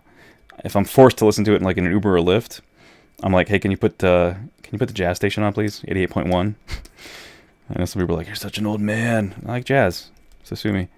I like jazz. I love jazz. Yeah, otherwise, I mean, that's where it's like you got old standards, right? You got classics, you got blues, you got crooners. Kind of a Renaissance man, eclectic kind of person. I like quality, though. I like things that really have a lot of quality to them. Of course, not everything is top tier quality in my life either, though. I mean, I'm sure there's stuff I like that are guilty pleasures that other people roll their eyes at or say, "Oh God, can't stand that." That's everybody. Everyone's taste in music's different, but yeah. Anyway, Zeok, I guess is their name on Twitch. He's saying, "Is that a Matrix wall hanging? Where did you get it?" Yes. It is a poster of the Matrix, and let me see if I can hit the light here. There you go. Gives you another view of it. Dude, I'm a huge Matrix fan. That's one of my top 3 movies of all time. I got it on eBay. It's one of 300 ever made. It's got like a lenticular kind of foil covering to it, so it looks better in person than it does on video. And then I built the lights. I bought the lights and I built them into the back. So when the lights are a little dim or off, you get that Matrix code effect. Yeah. Keanu Reeves rocks. The Matrix 1 in particular is my favorite, and it's freaking awesome. And I cannot wait for John Wick 4. Loved all the first 3, and I'm very curious and tiny bit I'm cautiously optimistic. I'm very cautiously optimistic about the 4th one. We'll see how it goes. I feel like the last 2, Looper's channel on YouTube did a great explanation of everything that kind of happened in 2 and 3, because it's really kind of just a cluster cuss of just of events. It's fun action. It's ridiculous, but it's also just it just feels like, I don't know, kind of like. I don't know. It doesn't, as everyone saw too, it just didn't really, communicate, I guess what what it was meant to communicate or what it was intended to, I guess, and the end result, how the audiences processed it, which didn't work. So yeah, 2 and 3 are like, But anyway, Looper, this channel on YouTube, did a great explanation about the breakdown of the whole 2 and 3, and I'm like, oh wow, that makes so much more sense. It's much more interesting. There's a lot more metaphor and like intriguing characters, but they just didn't have enough. They really kind of crammed. I feel like they almost crammed maybe even 3 movies, or what could be 3 movies, into one in number 2, and then jumped into 3 where it was kind of like a giant last chapter, really, But when you think about 2 and all the things that happened in it, and how rapid fire it was, I feel like you really could have almost really developed some of these characters and villains a bit more, and taken some more interesting routes. And yeah, I don't know. It's kind of, that's how I feel about like the Star Wars trilogy. It's the Mandalorian blows it out of the water, first of all, and secondly, this last Star Wars trilogy, I just didn't really care about almost any of the characters. I think it started off okay. I mean, it definitely felt like a whole ripoff of A New Hope. So it's kind of like, ugh, all right, man, they really said that about, it's just like a Death Star, let's just blow it up. And I'm like, oh God, some of the writing was horrible. And the characters, I think all of us really would have preferred to have, I'm not a huge Star Wars fan, but I really enjoyed the first 3 when I was a kid, but I'm not like the biggest Star Wars nerd at all. I'm a very casual fan. I'm a huge fan of John Williams and a huge fan of Steven Spielberg and of George Lucas's other work. I love Indiana Jones. His first 3 movies, especially 1 and 3, freaking fantastic. And if you like 2 more, whatever, bite me. I know, Kalima, the heart thing, it's fine, whatever. I like the biblical history stuff a lot more, and the way they interacted with his father and him. It's just a more powerful emotional dynamic than save this chick who's anyway. And Kate Capshaw's like really nice woman, I'm sure. She's, for those who don't know, the blonde actress Kate Capshaw in Temple of Doom, Indiana Jones number 2, which actually apparently takes place before 1 and 3, by the way, chronologically in their storyline. She's the wife of Steven Spielberg, and they're still married. But yeah, just her character, I was like, nah, it's just whatever. It's a fun movie, don't get me wrong. But man, 1 and 3. Freaking fantastic. Anyway, so character development. I feel like in Star Wars, this new trilogy, we just didn't care about the characters as much as they should. And I feel like all of us who grew up with those original films would have preferred to see them really tie off in a good way and focus somehow on Luke, Leia, and Han, and to sort of see that dynamic come to a better close as you introduce new characters, rather than just force all these new characters in your face, but then underdevelop them and just have a lot of action and weird crap that Rian Johnson just sort of shoved in the second one. Man, so cringy. And then you see JJ here retconning it in this new one. And I guess it's like, I heard that it was like 3 hours long originally, the first cut or something like that, some crazy length, and then they had to like chop it down. And so that's where it's like, I saw it recently again with a friend, and I gotta say that there are some, like, friends at work and I, without spoiling anything, they asked me today, was my first day back at work after the break, and they were all like, so what'd you think, for those of us who saw it? And then the people who didn't see it were like, wait, let me put on my headphones, because they're gonna go see it later. So we talked spoilers, but without saying anything spoilery. There are some emotional punches in the new Star Wars that I was not expecting, because I went with like super low expectations, because I was really unhappy with number 2, Last Jedi, and because just logical congruency, that's all I'm complaining about, is like story logic. So the character of Luke was the most hopeful character, right? He redeemed his father, who was like the most evil. He was like Hitler, like he was space Hitler. He's the most evil human being, ever, or in this regime, right? And Luke becomes this incredible savior, where you talk about optimism. He saves this person who's slaughtered planets. He's decimated entire races of species of aliens or people or whatever, and his son redeems him. Like, that's epic, and like that is not to be taken lightly in a story that's like huge. And then for a director to come and just kind of crap all over that and just be like, nah, there's this meme I just saw today, someone posted it, it's hilarious. It's like they're showing how he redeemed the most evil person in the universe, and then they compare it to him taking the saber, like in the second one, to kill a certain, to want to kill a certain villain. For those who haven't seen it, sorry, spoiler here for the second one, but it's Kylo as a younger child. I'm like, dude, that's not congruent with the character of that person. Someone who's so hopeful and so able to bring evil to the good. I mean, man, it's almost like it's overpowered at that point. Like, if he has that much good in him that he can bring evil to the good, convert them essentially to be good, man, like what a redemption story is powerful, man. Anyway, so all that being said, though, with all my disdain for the recent Star Wars films, I went to see this this third one, and man, there were some gut punches with familial, elements in there where, child, parent-child relationships and redeeming. And if you ever had a good relationship with a mentor or a father figure, a mother, or your parents, I know a lot of people's parents are divorced, but if you have a good relationship with one or both of them and they've ever forgiven you for making a mistake in life, big or small, but then really have an appreciation for that, and then seeing that level of compassion and desire for you to improve, man, that's powerful. It's like, wow, when you really think about the ramifications of that, it's like, damn, man, forgiveness is huge. And I'm getting emotional just thinking about it. But man, I was like, that's some really good stuff.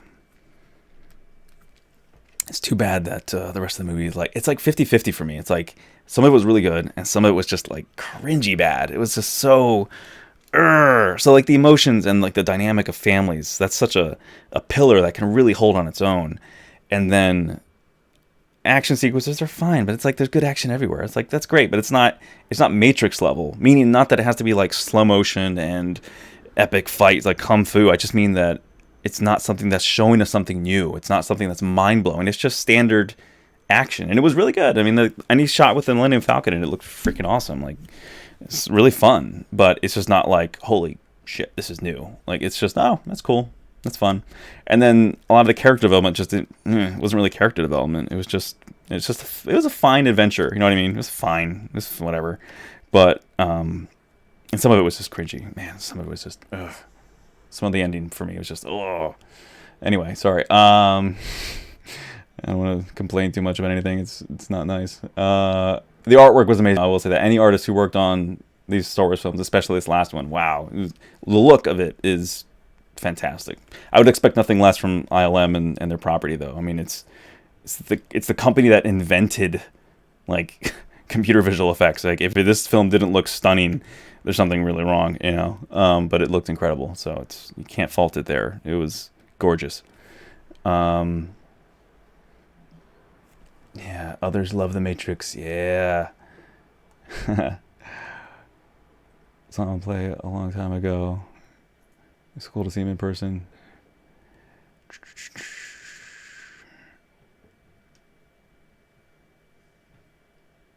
Yeah. Shingo Smart was asking me on YouTube if I knew there's a new Matrix coming out. Yeah.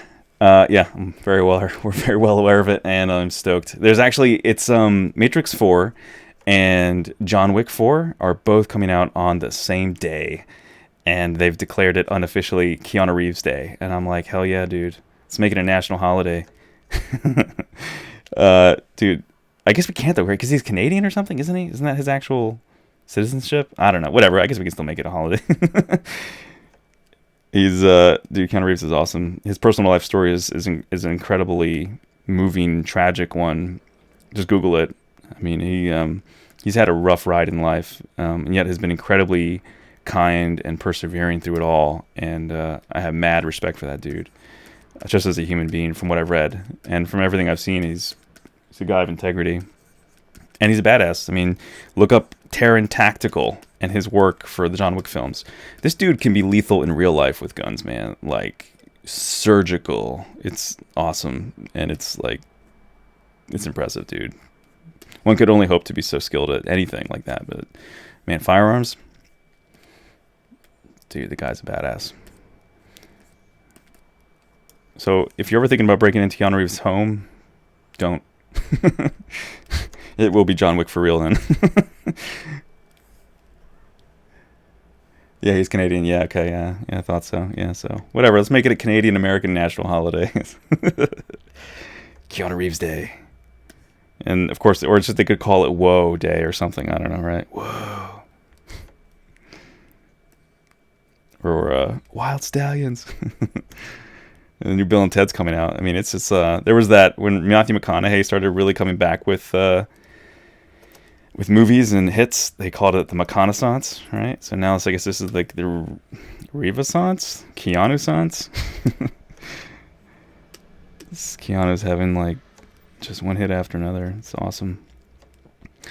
And I have to get back to it. I was starting a matrix piece for the beta of ZBrush, but I got too busy to finish it at the time, so I've got to get back to it. But after this is done, I'm probably going to hop on the matrix tribute piece. That'll be really fun. Key moment from the Matrix movies. One of them, the first one.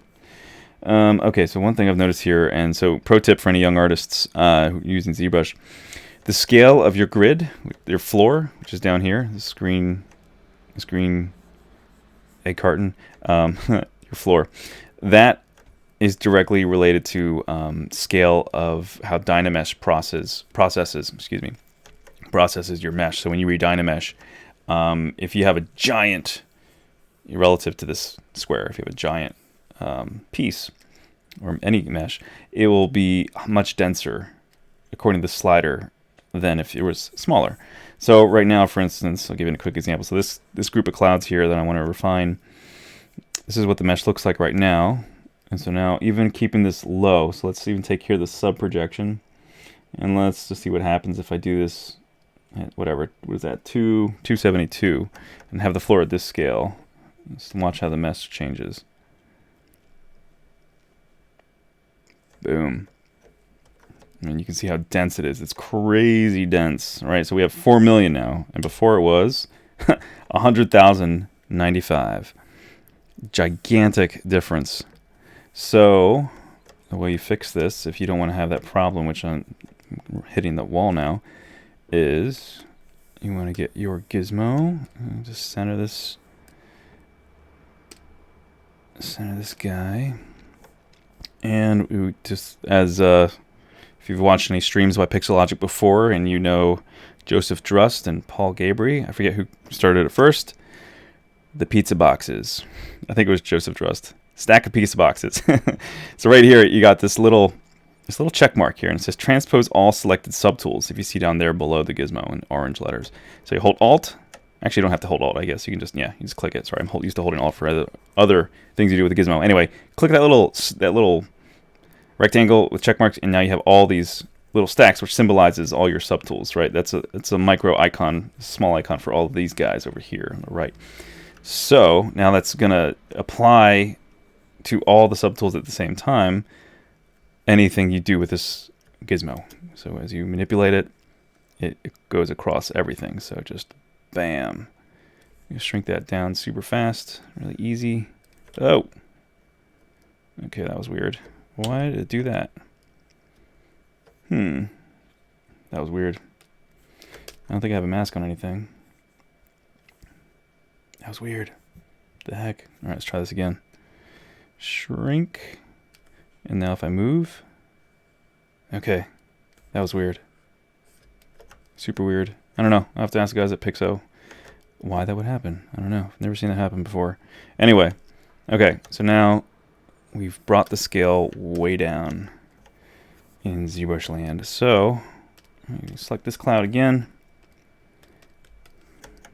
And we're going to do the same thing. I'm not even going to change this. Well, actually I have to now because it changed. Weird.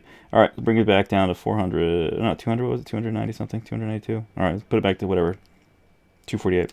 Hit Dynamesh, and boom, 500,000. So that gives you perspective. Still too much. I don't really need that much resolution, so undo that. And let's go to let's do 80.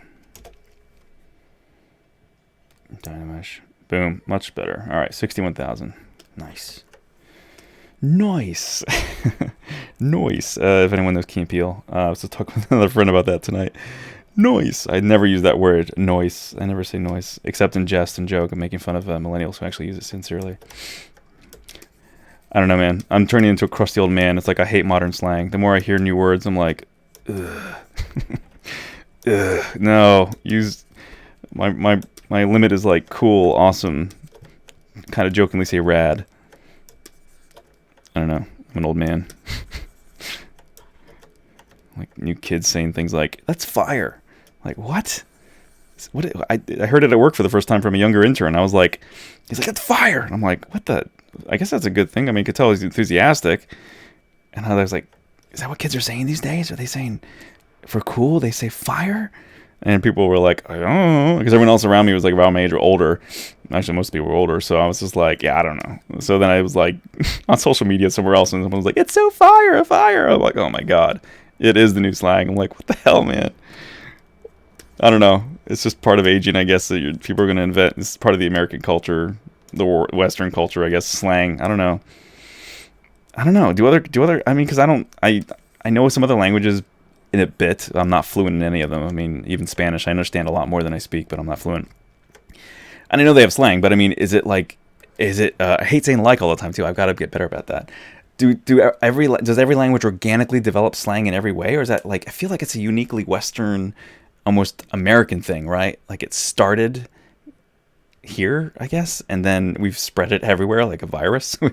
We've exported out abbreviations for everything. Like everything's LOL, BRB. You know, it started with chat, right? I mean, that's where a lot of that came from. And then of course military things, right? I mean, we have a lot of acronyms, a lot of abbreviations in our military for things. But I don't know, man. I'm kind of old school like that, dude. I like writing out full sentences rather than just everything being abbreviated. I mean, I'm guilty too. I'm a hypocrite in some ways. I definitely use abbreviations when it's convenient or faster to communicate an idea. When you know LOL usually doesn't mean, when you do it like lowercase LOL, you know that is really, it's not laughing out loud. You're actually probably quietly chuckling to yourself or smiling, right? You're not like, oh my God. But if you put caps, OL, LOL, or LOAM, right? Like laughing my ass off, or LO, whatever. You know what I mean?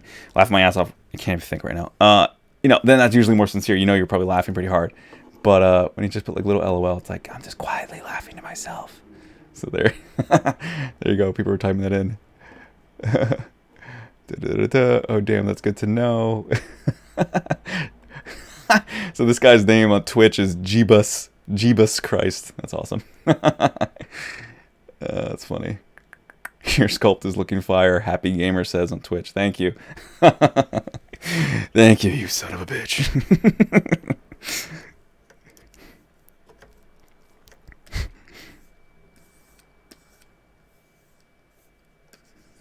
I'm sorry, I have a bit of a potty mouth, I'll admit. I've got to improve it probably. I don't know, man. That's the other thing people say. It's like, people who swear a lot, they're more honest. I don't know. I try to be honest. I just try to be a good person.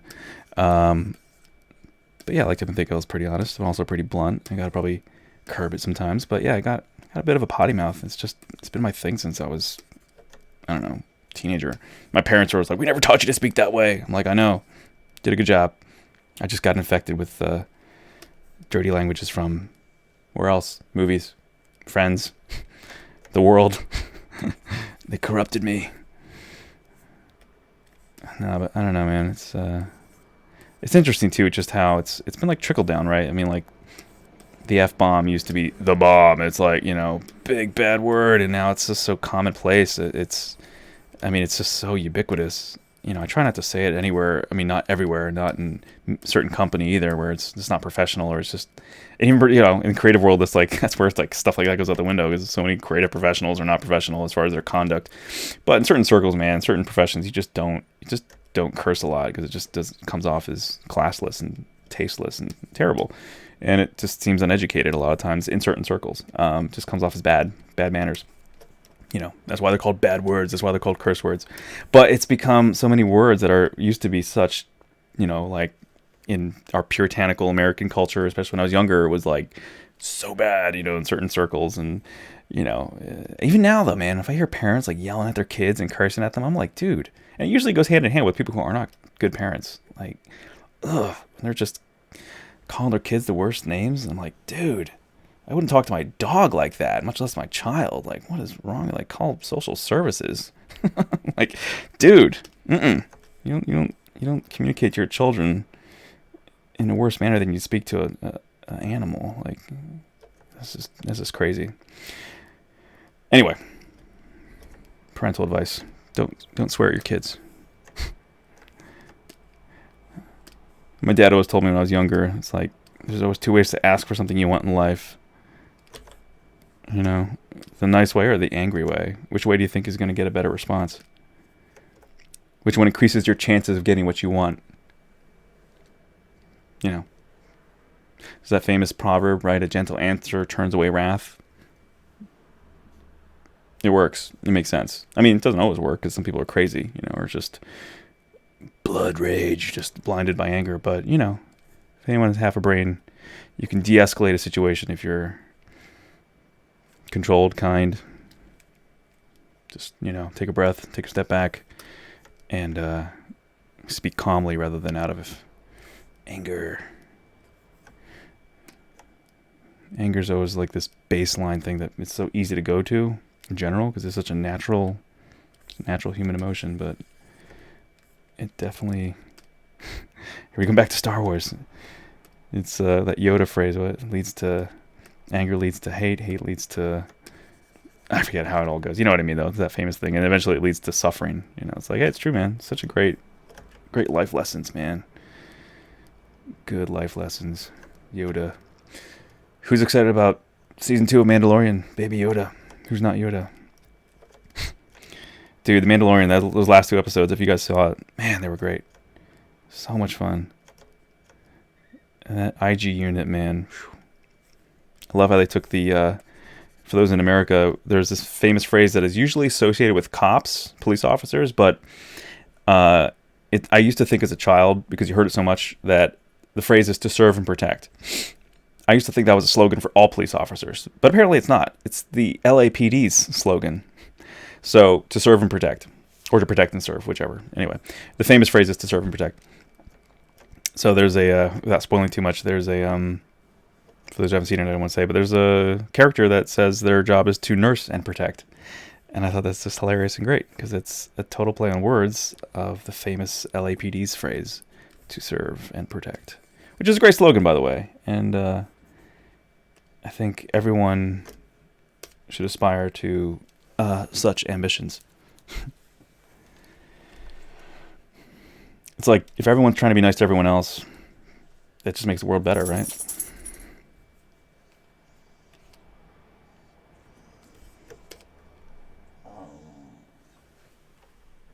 I don't know if you guys heard that. It's my corgi. He's like, what are you doing? Dang, it's already 9:30. Dude. 2 hours is really not a lot of time when you're figuring things out. And again, I apologize, guys, that this wasn't further along. I'm going to try to I'm really going to have to get this done, guys. I'm sorry that it's this sort of slow process, but it's figuring things out, right? That's what I was saying. So if anyone's like, why is this not moving along faster? Sorry. I just don't want to do a sloppy job. And I'm also like, I'm not big on like speed sculpting, meaning I can do quick work when I have to. When I'm under the gun, I work well under pressure. But if I have a choice, if I want to make something great, I take my time. I work as it comes. I let it flow. I guess like, yeah, this is getting in the zone, where you just don't. Excuse me. You just don't really. You're not time conscious as much. You're in the groove. You're just letting things come as they may. When you have that luxury, especially as a production artist, where you don't always have that, and most of the time you don't have that luxury. When you can take it, you take it. Pardon me. Fear is the path to the dark side. Fear leads to anger. Anger leads to hate. Hate leads to suffering. Happy Gamer on Twitch. Thank you. Yes. Epic advice. Yoda truth. It's true, man. What do they say about anger? Is it harms you, obviously. First and foremost, it hurts you before anyone else. Anger makes you. It literally inhibits certain neurotransmitters in the brain. It actually makes you less intelligent in the moment. Clouds your judgment, so to speak. And stress in general. Obviously, everyone knows stress damages the heart. And the more consistent stress you have, the way higher your chances are of having a heart attack, having cardiovascular issues. Yeah, there's really no positives to anger, man. Really, in the end, you're just hurting yourself. So try to be a happier person. Let go of your hate. Let go of your anger. Peace and love, man. Peace and love. Come on, it's like John said, man. All you need is love.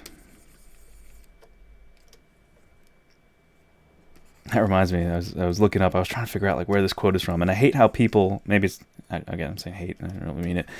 I you know what I mean? I don't really mean hate, but I mean, I hate it when I see people misquoting other people or always putting unknown next to a convenient or trite little quote, you know?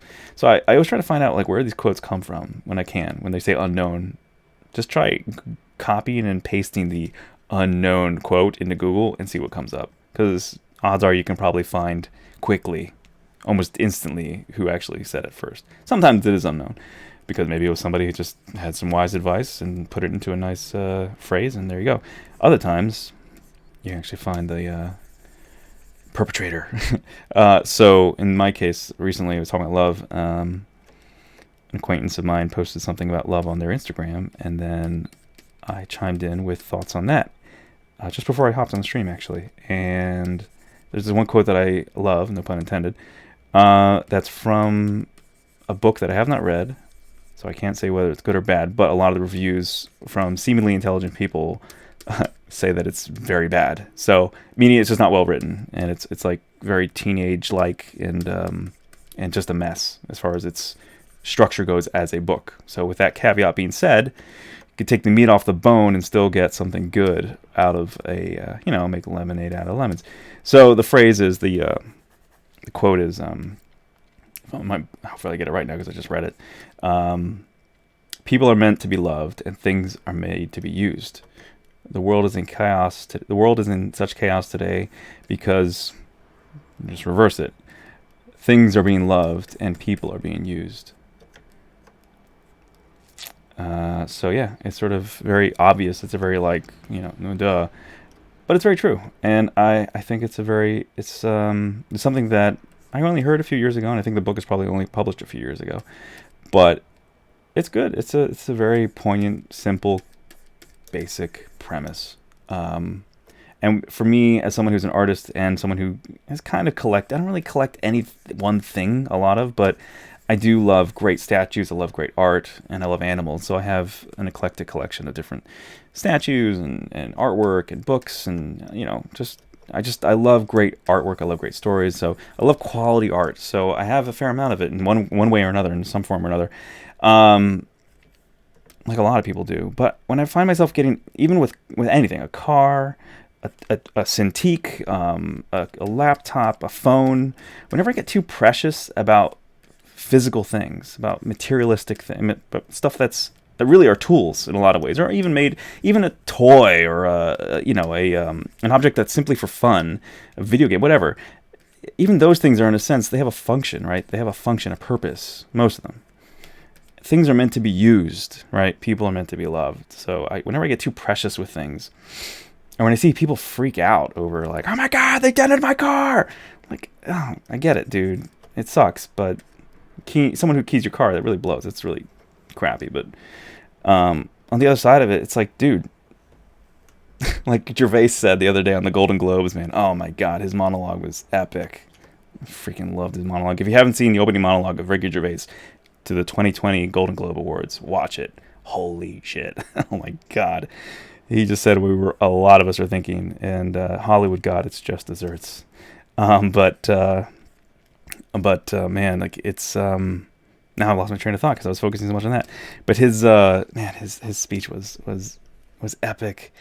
Damn, why did I lose my train of thought? Now I'm like, what was that whole connection to this? Poop. Wait, all right, sorry, some questions. That's deep. Hey, how's it going? Do you recommend Kit Bash for newbies like me?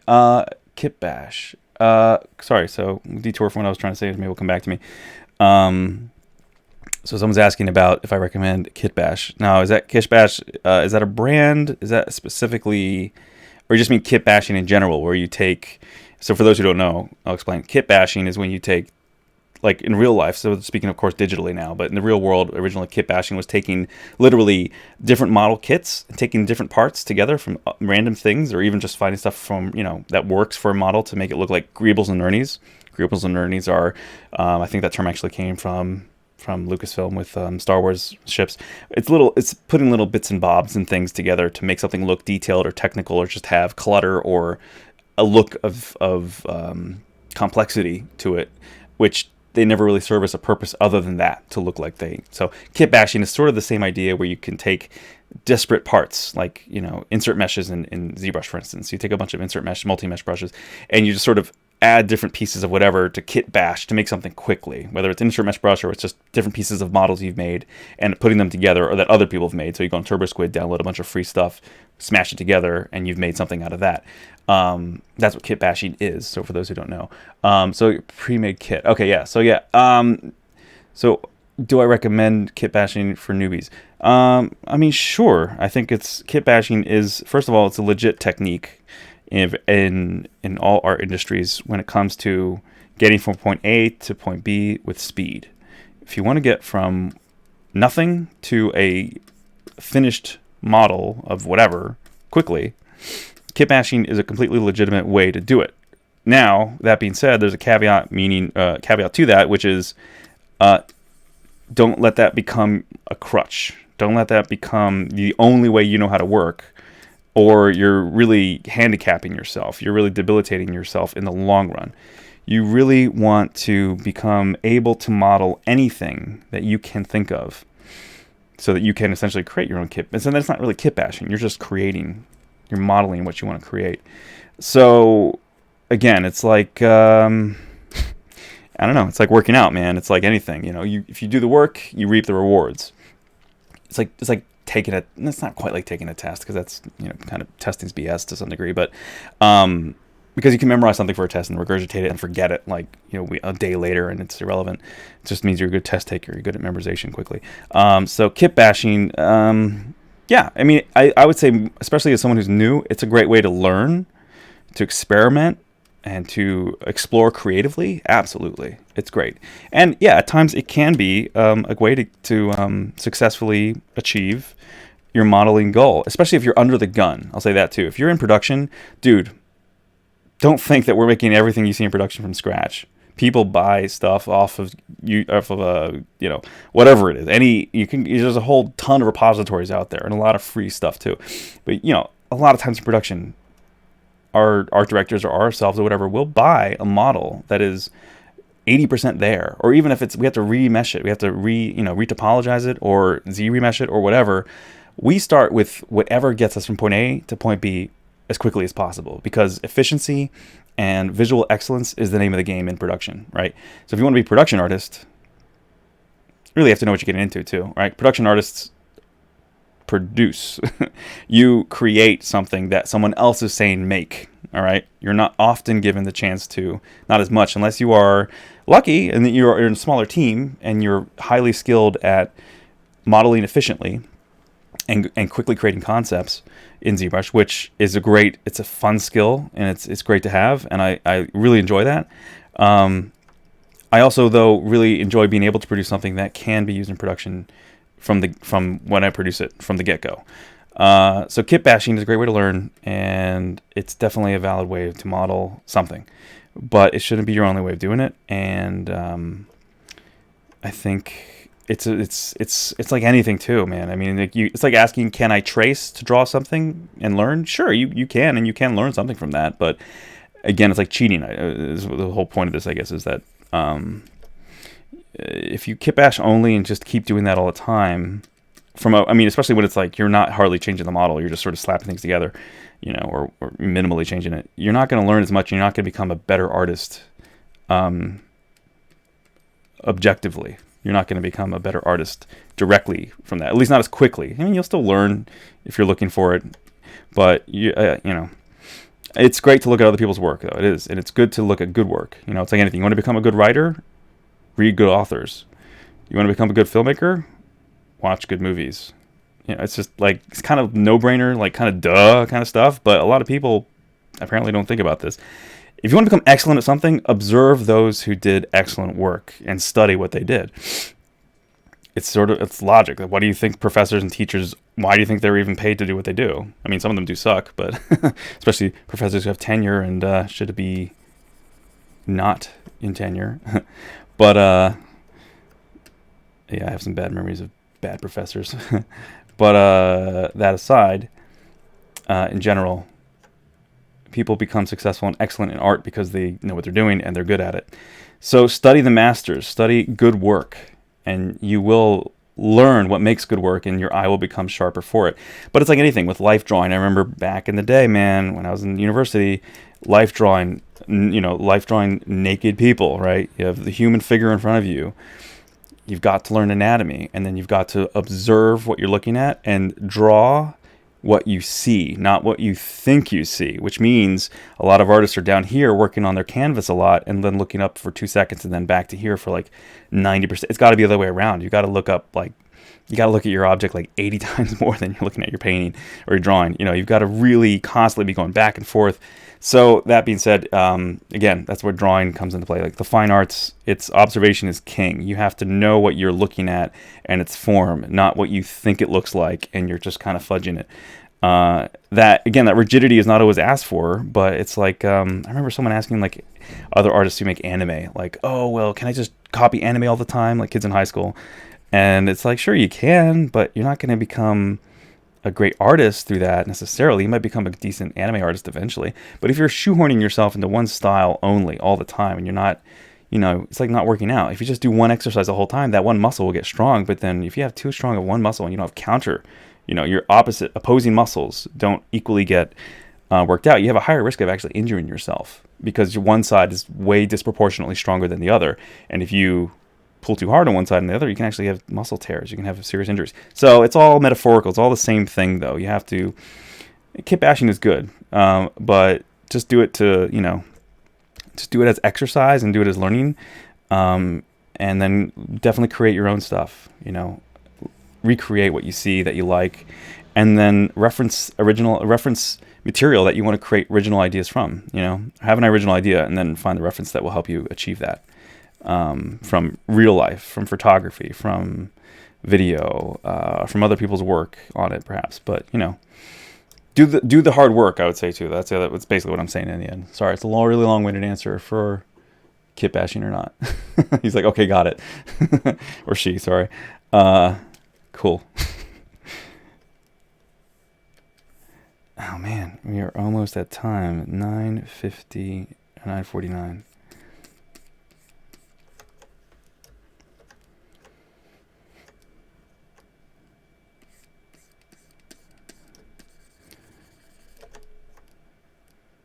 And for anyone senior watching, like Shane or others, I'm sorry guys if this was like kind of boring or like you probably already stopped watching. Maybe you guys checked out. I don't know, but I know this is not the most exciting thing to watch. But I hope it's useful and fun for some people out there. I promise I will try to move this thing along between now and the next stream, so that we see some more progress.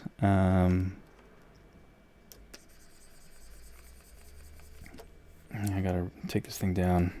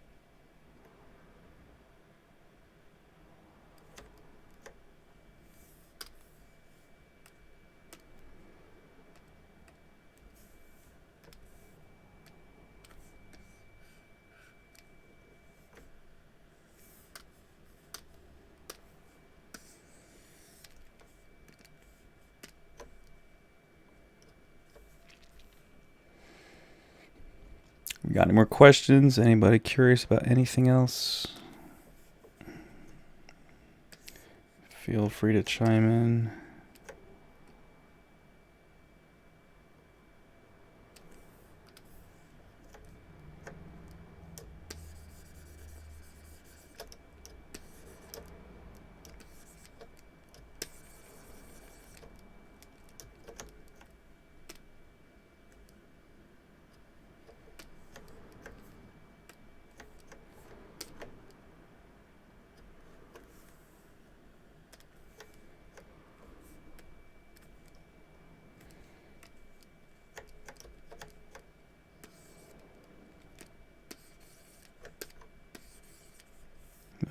That's why I'm not seeing anything.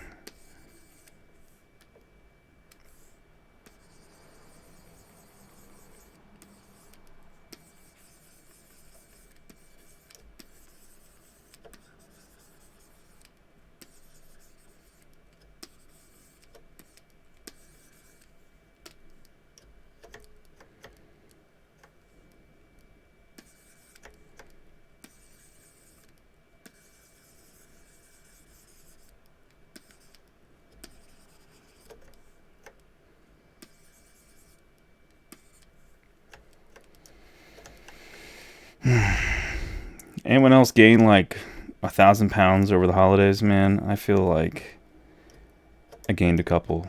But it's like the holidays, man. It's like, what is that? There's that phrase from South Park, like old South Park, the OG years.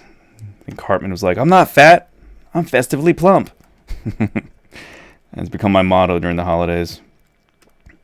I'm festively plump, man. It's not fat. I'm just jolly. I'm just a glutton. Give me good food now.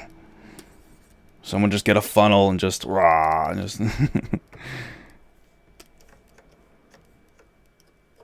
think it is important to not shame yourself. Do not feel too guilty about enjoying some life, man. Just don't have a heart attack. Just don't give yourself a coronary. Just eat responsibly. But have fun, dude. Pig out. Who cares? Okay, how do you make... Okay, someone's asking, how do you make the model translucent? Simple, man. It's right here. So right here, where my cursor is lower right, it says trans P. It's for transparent. Hit this little button. Boom.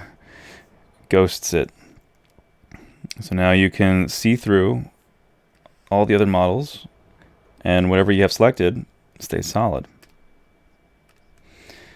Super useful. Use it all the time. It's totally unconscious. It's just, oh, I need to see where this area is being transected and what, how it connects and what it looks like from other angles. I need to see through it. So, yeah. You just do that.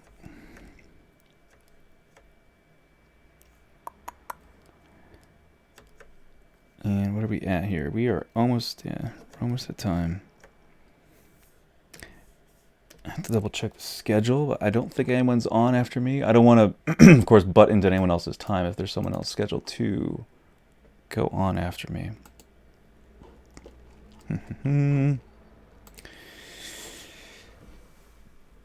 Pardon me, man. A little burpee tonight. Fun. What is the schedule tonight? Who else is on?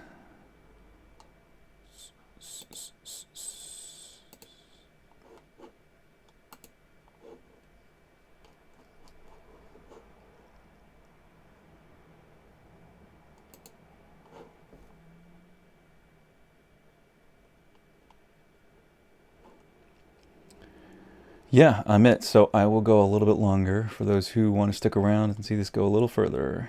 It looks like I'm in the clear. So if anyone wants to stay up a little bit more, feel free. All right.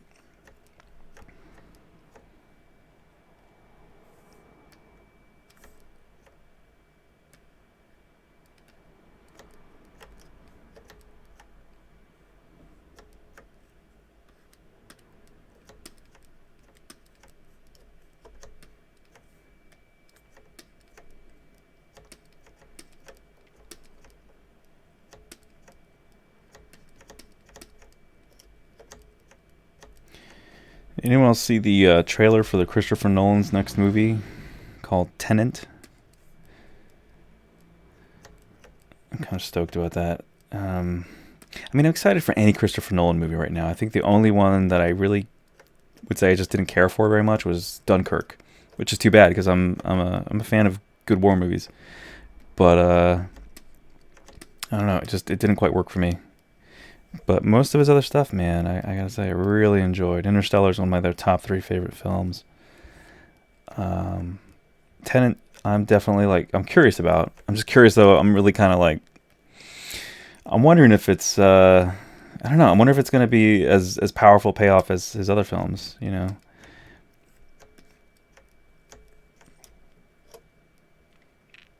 But it looks intriguing. It's like a real like play on time, you know, sort of like immediate time manipulation, I guess is the best way to define what it looks like they're playing with, the concept in the movie.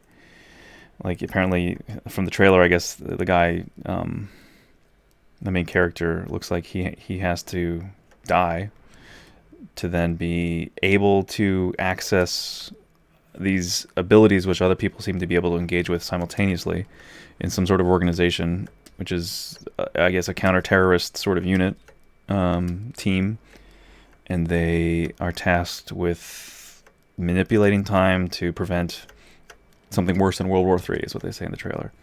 It's an interesting premise. Happy Gamer's asking, are you hyped for Cyberpunk 2077? Yeah, man. Or, yeah, lady, girl, whatever. I am definitely interested and looking forward to playing Cyberpunk 2077. Come on, man. It's got Keanu in there, too. He's everywhere, man. He's popping up in there. Yeah, Cyberpunk 2077 has been something I've been waiting for a while, because I remember seeing that original trailer for it. Maybe it's not the original. I think maybe there was something even about it before, because it's based on a book, right? The same name. It looks fun, dude. Looks like a good time. I hope it has a good story.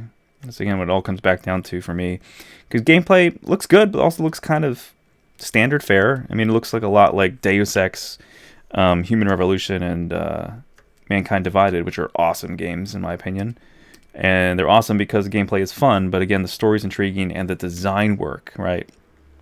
The biomechanical, editing of the human body and, intertwining it with weapons and, that's cool. It's fun. Happy Gamer can't wait for the soundtrack. Oh yeah, who's on it? I haven't heard anything about the soundtrack. I'm sure it'll be cool. I hope it's, and I feel like now that you say that, I feel like I did hear someone saying that certain bands are going to be on it, but I can't recall any of them. For me, as soon as I think of Cyberpunk or I think of films or stories like The Matrix, I want a soundtrack that's like The Matrix. Meaning I love that when it comes to that mood, it's like a techno, aggressive, industrial, really like knife's edge kind of style of music where certain songs just really punch it forward. And that's not the entire Matrix soundtrack, but man, the Matrix soundtrack and those songs have a definite, like, it's a genre blending, right? It's industrial, it's metal, it's a little bit of rock, kind of all blended together. You got the song by Lunatic Calm, Leave You Far Behind. You got the Propeller Heads. You've got I think it was Reloaded has The Prodigy, but those are all bands I'm a big fan. I love those sounds. I love that aggressive yet melodic electronic music. It's very tight. Run with the Jewels, I don't know them. Refused, Grimes, I've heard of Grimes. ASAP Rocky. There's a lot of these I don't know, unfortunately. Gazelle Twin.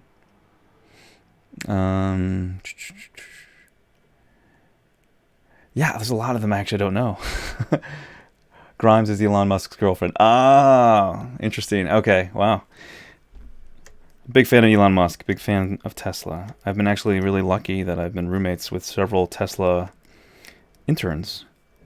And my last my last roommate, who was an intern at Tesla, actually is badass. He designed the seats of the Cybertruck.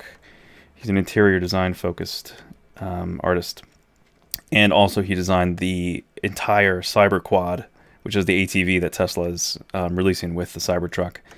So that was pretty cool to be roommates with him. Or flatmates, you know what I mean? We live in the same apartment, but we have separate rooms. Yeah, Simon, man, he's a badass. I'm a huge fan of Tesla, man. They are leading the way, and I gotta say, I love the design of Karma, though. If you guys haven't seen the Karma electric vehicles, Karma is badass, dude. I mean, I have to say, honestly, the look of the Karma electric vehicles are way sexier than Tesla. And Tesla's badass, too. Tesla's gorgeous. They don't have anything that touches the Cybertruck. Cybertruck is like, the Warthog from Halo and the DeLorean had a baby. That's what the Cybertruck is, and I like it. At first, I was kind of like, I don't know, but then it just even during this live stream when they launched it, I was like, no, okay, I'm on board. It's pretty awesome.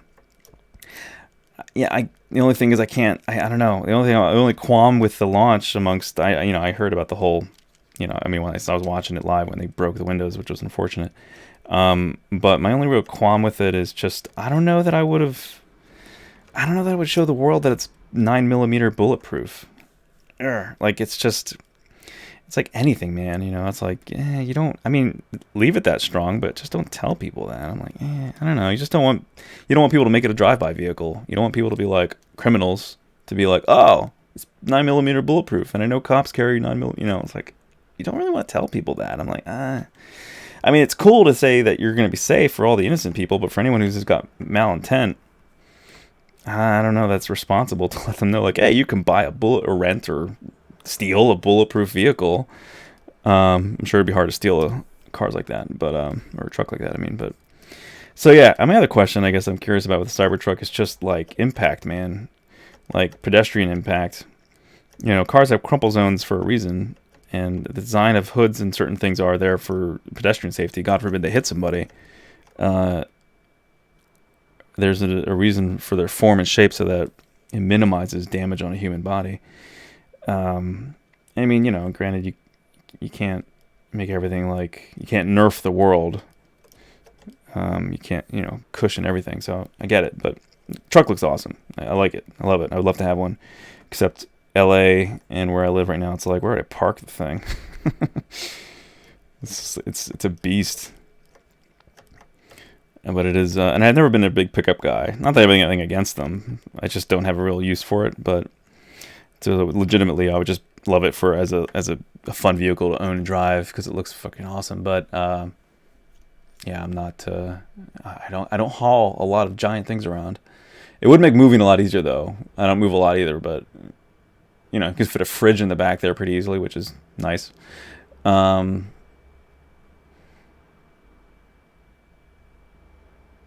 Cybertruck is LOD6 of the original design. LOD.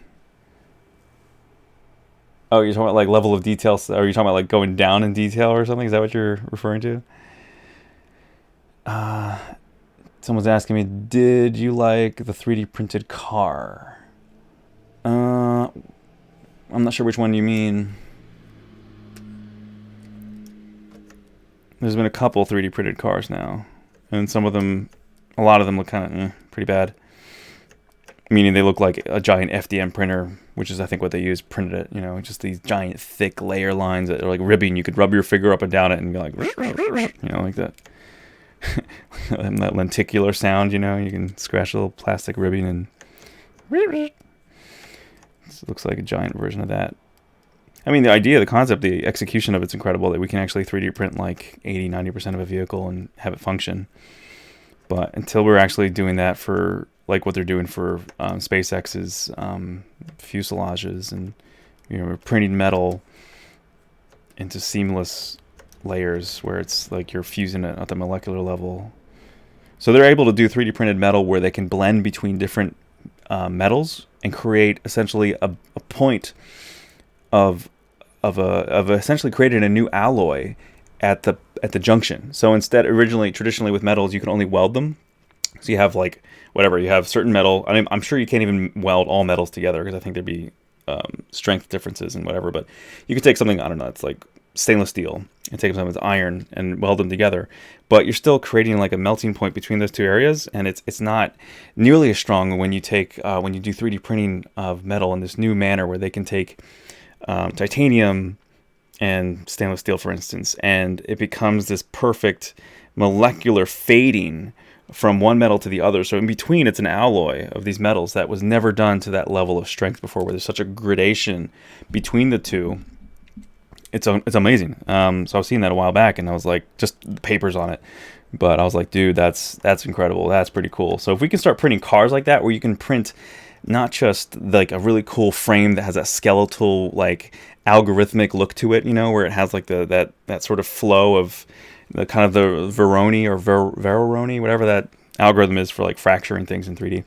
You have that kind of look to this internal skeleton, so it makes it lighter yet even stronger than the traditional car frames. But then you can also blend between different metals in that same structure.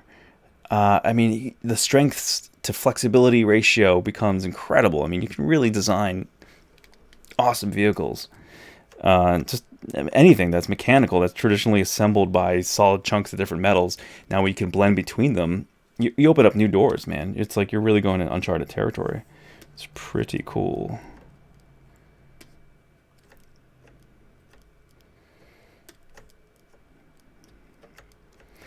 I feel like this is almost turning into a mushroom cloud.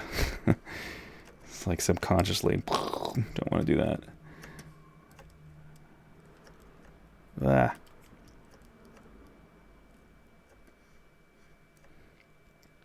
I don't know. I wish there was a way to change this. You know, it's just something I find I keep doing a lot. So I click right click. You just hold right click down, you get this menu. And it can be useful at times, but so subconsciously, maybe I should just train myself to use this more. But I always wind up going up here to change anything because it's such a short distance for your, I mean, I'm just moving my fingers basically. I'm not even like doing giant strokes with my arm. But often I'll hit this accidentally because you use right click to rotate your model in ZBrush as well. And part of me is like, I don't know, maybe Pixelogic should consider, maybe I should toss them the idea of like giving you an option to not to turn this off, like to not make right click menu an option, like you to disable it. So if you right click in stationary mode, you don't get this menu. Because I think some of us, like at least myself, sometimes I'd rather not have that happen where I right click and you know you get that. Because right now I'm holding Alt and then right clicking to pan around. So you know, like middle mouse button, like that's how you pan in a lot of other 3D apps, and it does nothing in ZBrush. So I kind of wish that you could middle mouse pan rather than Alt right click to pan. I don't know. Different control scheme would be highly appreciated. I'll have to throw it out there. Maybe Ofair could be accommodating to those of us not on the genius level that he is.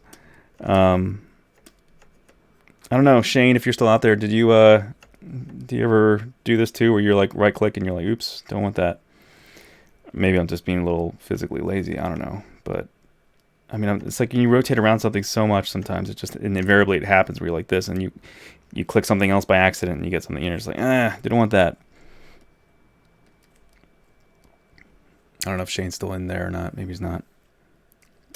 He's got a family, and he is in Central Time, I think. He's got a lot better things to do than watching this now. But anyway.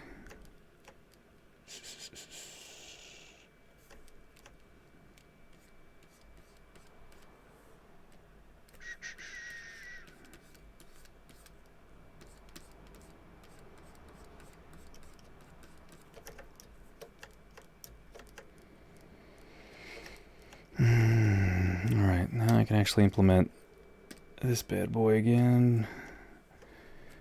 Bend curve and I'm going to do it the other way. Yeah.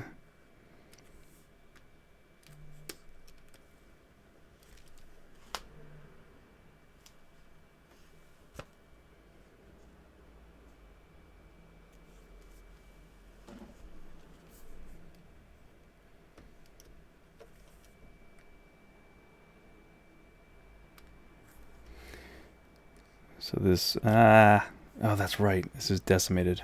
Let's hop out of that quick. All right, so decimation, for those who don't know, it's triangulation of the mesh. So it doesn't really deform nicely when you have triangles like this, where it's just making the shortest distance to complete this shape, you know, between multiple points. So you have a bunch of triangles that are just clustered together, and it works for creating a very low poly mesh, but it doesn't deform nicely at all. So that's why you want to go quads, because they play a lot nicer. So boom, I don't need 200,000 though. Let's go lower. Let's do 90.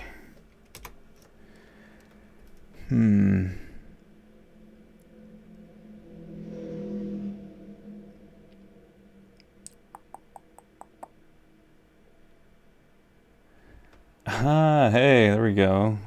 Coworkers in there. You can actually disable the right-click pop-up, preferences, interface, navigation.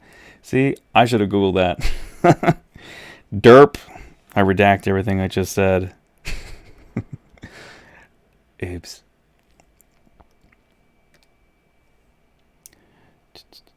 Where is the right-click menu? See, I've never even thought to look for this because I just assumed that it was just so part of the menu. Click. No, where is this? Navigation. There we go. Derp. Right-click navigation. Enable right-click pocket. Well, yeah, we want right-click navigation, but dude. Omar. Thanks, dude. Derp. Well, I feel sheepish. There we go. Sweet.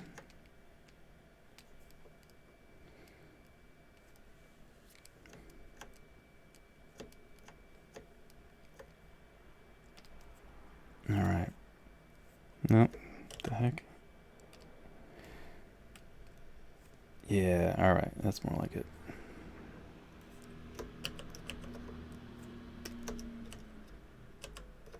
Let me go a little higher. Make it 65. There we go. It annoyed him too. Nice. Yeah, dude, it's not always the most convenient thing. For some people it works, but for me, I'm not. It just gets in the way. Thanks. Does anyone? All right, so let's see what else. So we got Jiggy Watt saying, trying to help a new user learn ZBrush reminded me just how much can still be improved for user experience. It's true, right? Does anyone know how he got that twirled effect in the center bottom area? Yes. Let me see if I can find that again. It's a swirl brush, and Paul Gabry told me about it because I was wondering the same thing. I was like, how can I do this? Or he told me about it first before I even thought to ask, if I remember correctly. Maybe I'm wrong. I don't know. I forget how the conversation went exactly, but I remember he was the one who told me where the brush was, though. Yeah, I love the swirl thing. Is great. You just have to be judicial with it, though. You just can't. It's like a spice, man. You can't just put it everywhere unless you're in like a super fantasy genre. But let me show you here. If I remember correctly, that's the paint one. Is this? I think it's spiral. That's what it's called. There we go. Spiral. And you can actually do this. I think it's in the brush modifiers. So spiral. So we're on this guy. So we have enough geo to do something here. So inherently the way the brush works is like you just try to drag in a circle a little bit and boom, wraps around it. But let's say you don't want to go that direction. You want to go the opposite direction. Now watch how unprepared I was for this. Where is that? It's one of these modifiers. Twist. I believe that's it. So if you take this, which one is it here? Yeah, it's this twist rate. I think if you do the opposite, if you do negative, yeah, that's what dictates speed, how fast it twirls, and also which direction, counter or clock or counterclockwise. So it's nice. I think it's nice to have a little slower. It gives you a little bit more control. You don't go too nuts. It's a great brush, dude. It's awesome. Yeah, it's totally like random too. Like, where did I use that? When would I use that? I don't know. Well, this is when I need to use it. Yeah, man. You're welcome. Oh, it's getting hot in here. My computer is heating up the room. So what are we at here time-wise? We are at 10:15. All right. I'll do another 15 minutes here, I think. And then I'm going to take care of life here and play with my puppy and unpack. You know, it's just been, man, I have luggage still that has clothes and everything like neatly packed and rolled from when I was coming back home from the folks' place, from my childhood home. So yeah, this doesn't really, like these little guys, I like this, how this kind of flows out there, but this side is just sort of like, it's just sort of stuff that's just sort of bashed together, and I feel like I got to have some more natural flow out of these guys into the more puffy kind of clouds.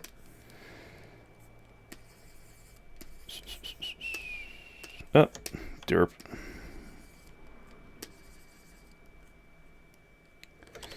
I'm not sure that's helping though.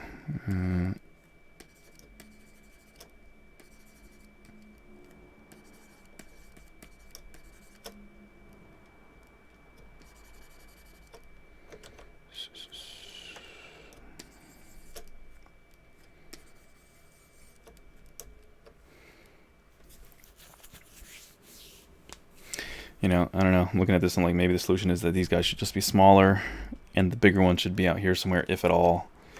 I mean, because it doesn't need to mirror itself too much either.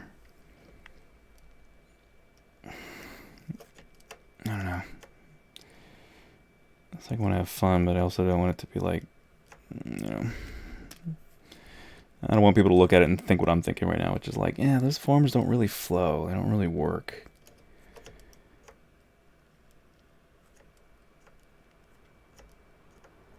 I got a punch in his paws here too, I think, because it definitely was intended to look like he's laying on a bed of clouds, kind of like he's come down to, both metaphorically and also like in a more semi-realistic kind of manner, where like, you know, if his son was down here in a little rock, let's say if it was like a regular sized lion, kind of the way, you know, a nice father comes down to bend down on one knee and talk with their son who's a very little boy, you know, that kind of, I wanted that sort of gesture of this giant masculine lion coming down and sort of laying down gently. Still immense power, but power under control, and this really kind of loving father figure, kind of like, you know, that kind of thing. So I wanted it to be like having a sit down with your son, but it's a giant lion in the clouds.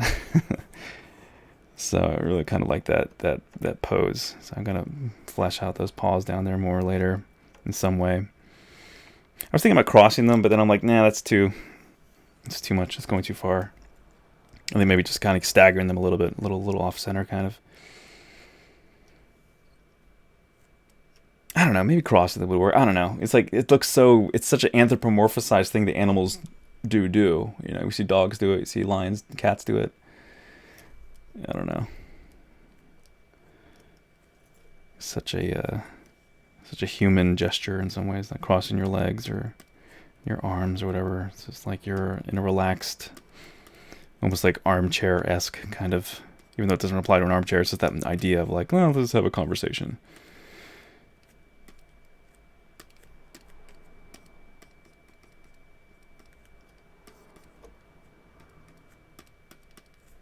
Then again, these animals are anthropomorphized, right? I mean, they're talking, they're singing, kind of dancing.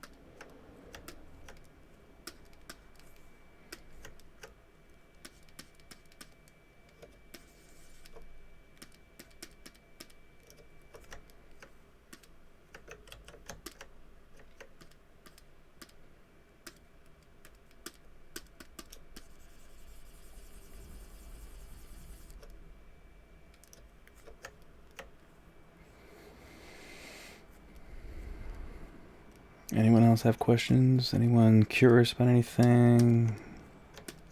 If you want to give your unsolicited opinion on anything, feel free. I won't take offense. I may not agree, but, you know, it's all good.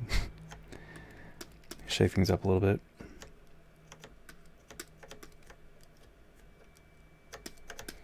I know some people really respond badly, or like, I didn't ask for any critique. I don't want any advice. I don't want you to point out things wrong with my work. Like, dude, grow up. Chill out. It's just someone else's opinion. You take it or leave it.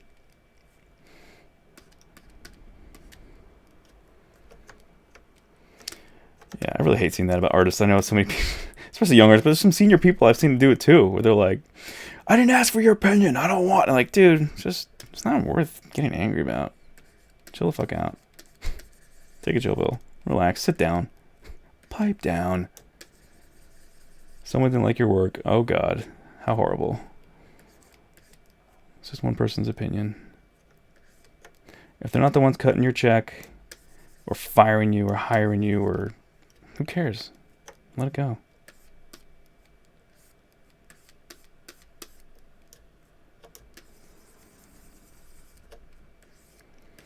Actually, people should take critique and criticism positively because they're telling you something as a consumer, you know. And if you're making something that you want more people to purchase, for instance, maybe you should listen to what other people are saying a little bit, or at least, you know, take it in consideration. It's like when people say, "Oh, I couldn't say anything. I'm not an artist," or "I could never say that. I'm not a filmmaker." No, but you're consuming something other people are making, and they're making it to make money, and you are part of their target audience if you're, you know, purchasing or interested in anything they're making. So actually, your opinion is pretty useful or valid because you're a consumer and they want your money. If they're making something that's a product that's also creative. So yeah, it's like, you know, that's going the other territory too, though. I'm not like, you know, everyone's opinion matters so much that they should, you know, I'm not into cancel culture where people freak out over every little thing that someone says or does, and they're like, end his career, crucify them now, we want blood. Nah, it's BS. Unless it's some heinous crime, like if they're like a murderer or something, then yeah, but or psycho, you know, like Hollywood, man, all the pedos out there. Yee. But otherwise, dude, yeah, people need to take other people's advice. Just joined. What are your goals with this sculpture? My goals are to finish a 3D print that I'm going to use as a gift to key staff on the Lion King that I worked with. So my goal is just to create a kick-ass statue that people will enjoy and be happy to have on their desk. And I'll probably put in some electronics in there too, maybe. I've been toying around with other ideas of some LED lights in here, and different materials and ideas I'll have for that too, where it'll look like a light's emanating from within, which is the way I conceived of it for the movie. So yeah, I'm gonna try to make this a pretty badass sculpture, and actually kind of almost like a desk lamp, but not really a desk lamp. If you know what I mean. So it's just a cool sculpture that you could hit a power button on and have some cool lights coming out of it. But if you turn it off, it just looks like a nice piece of artwork.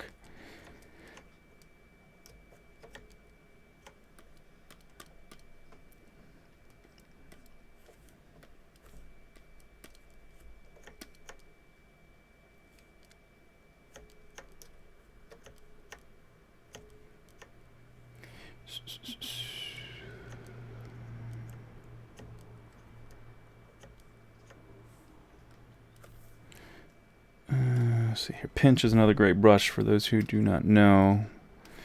It's a really fast and nice way to kind of localize shrinkage. I mean, it does pinch, so it does have a focal point where the center of your brush is bringing everything inward. But for this kind of thing, it's kind of perfect for this kind of application. But see, it'll pull it in from everywhere. So unless you mask, unless you're very judicial with your brush. It seems to be the word of the night today. I keep saying judicial.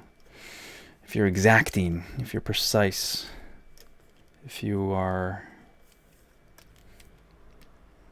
attentive to the needs of your brush and its effects on its surrounding geo.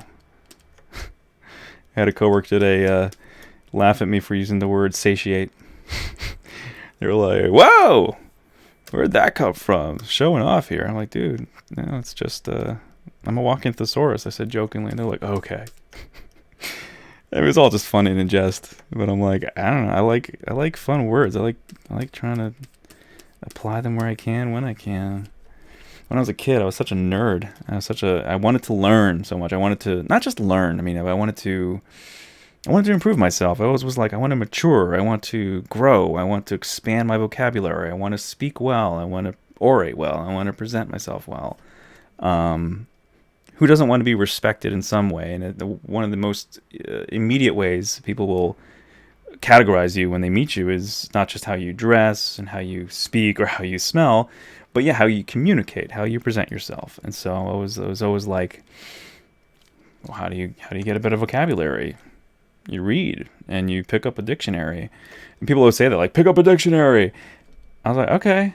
Like, every now and then for maybe years, months. I remember for sure, at least there was a good year or two when I was like a preteen, where I would just randomly choose, like every day I'd pick up the dictionary and just scroll to different words. And then I found out what a thesaurus was. And then I started picking up a thesaurus and being like, well, what's an alternative word for this? So this was like the 90s, right? Before the internet was the internet, before it really existed.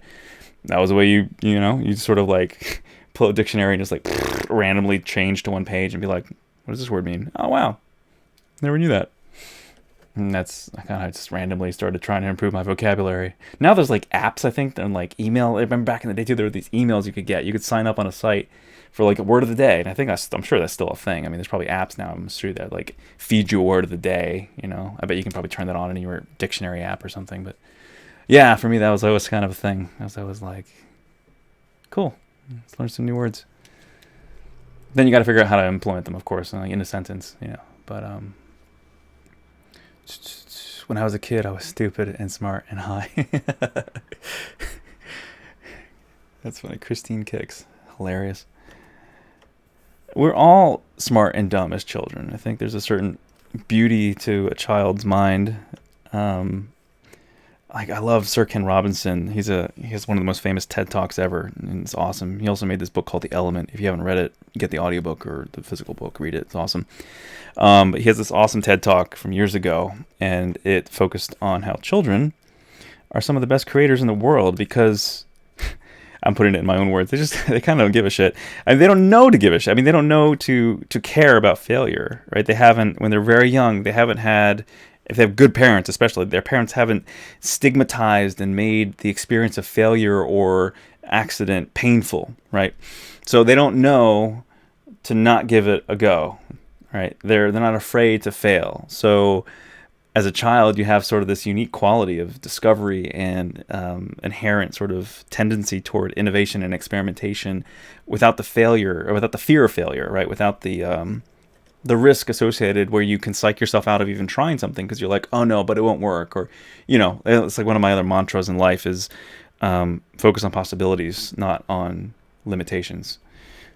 You operate like that, and it's sort of a, I think it's a more, I don't know, forced, not really scientific, but it's a more, I don't know, it's just another methodology of thinking where if you just train yourself to do that, it's like the whole tools versus like loving your people rather than things, right? It's like whenever I get too precious with something, I tell myself things are made to be used, people are meant to be loved. Use the thing for its purpose. Don't just cherish it, or don't just stare at it if it's a tool, or don't just try to keep it so neat and clean. Like, dude, a car's meant to get you from point A to point B safely, and you should enjoy the ride, right? But I don't know. Bugattis are cool. They're nice. I don't know if I'd ever own one because it's like, you can't really drive it to work every day, right? Your Veyron wouldn't really make too much sense. Anyway, so not getting too precious with things, all that stuff. But yeah, focus on possibilities, not limitations.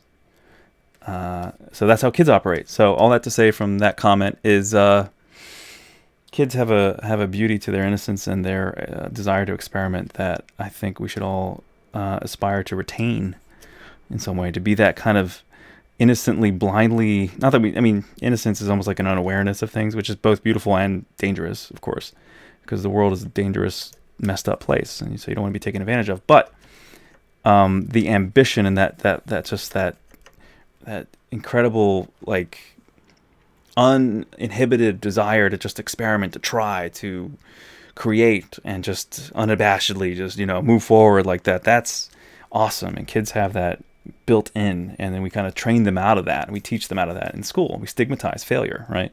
We stigmatize getting something wrong, and then you suddenly start to fear experimentation because you're like, oh, well, it probably won't work out, or I'll get reprehended for that, or you'll feel something that's a negative emotion associated with experimentation, associated with trying something that may not work, but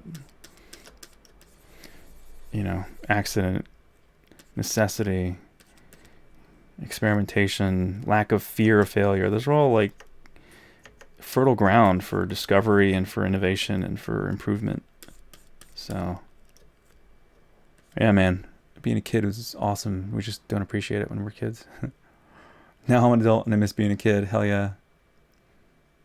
I was a nerd as well as a kid, and I loved space back then. I still do. Hell yeah, space is awesome. I definitely don't want to go to Mars because, it's not really a place that I think is really suited for life. But I think space is awesome, and I love seeing photos from space. I love seeing the planets. Saturn is my favorite planet. I know it's kind of cliche. A lot of people like Saturn, but I think those rings are really cool, man. It's just beautiful. Yeah, I think space and space exploration is it's fantastic. I'm all for it. And plus, it calms down. It's all trickled down technology, man. I mean, it's like so much of what we have in our everyday life is stuff that's come down from the space programs, right? It's come from NASA and JPL and technologies that we take for granted now. So much communication, you know. It's started as either space or military, man.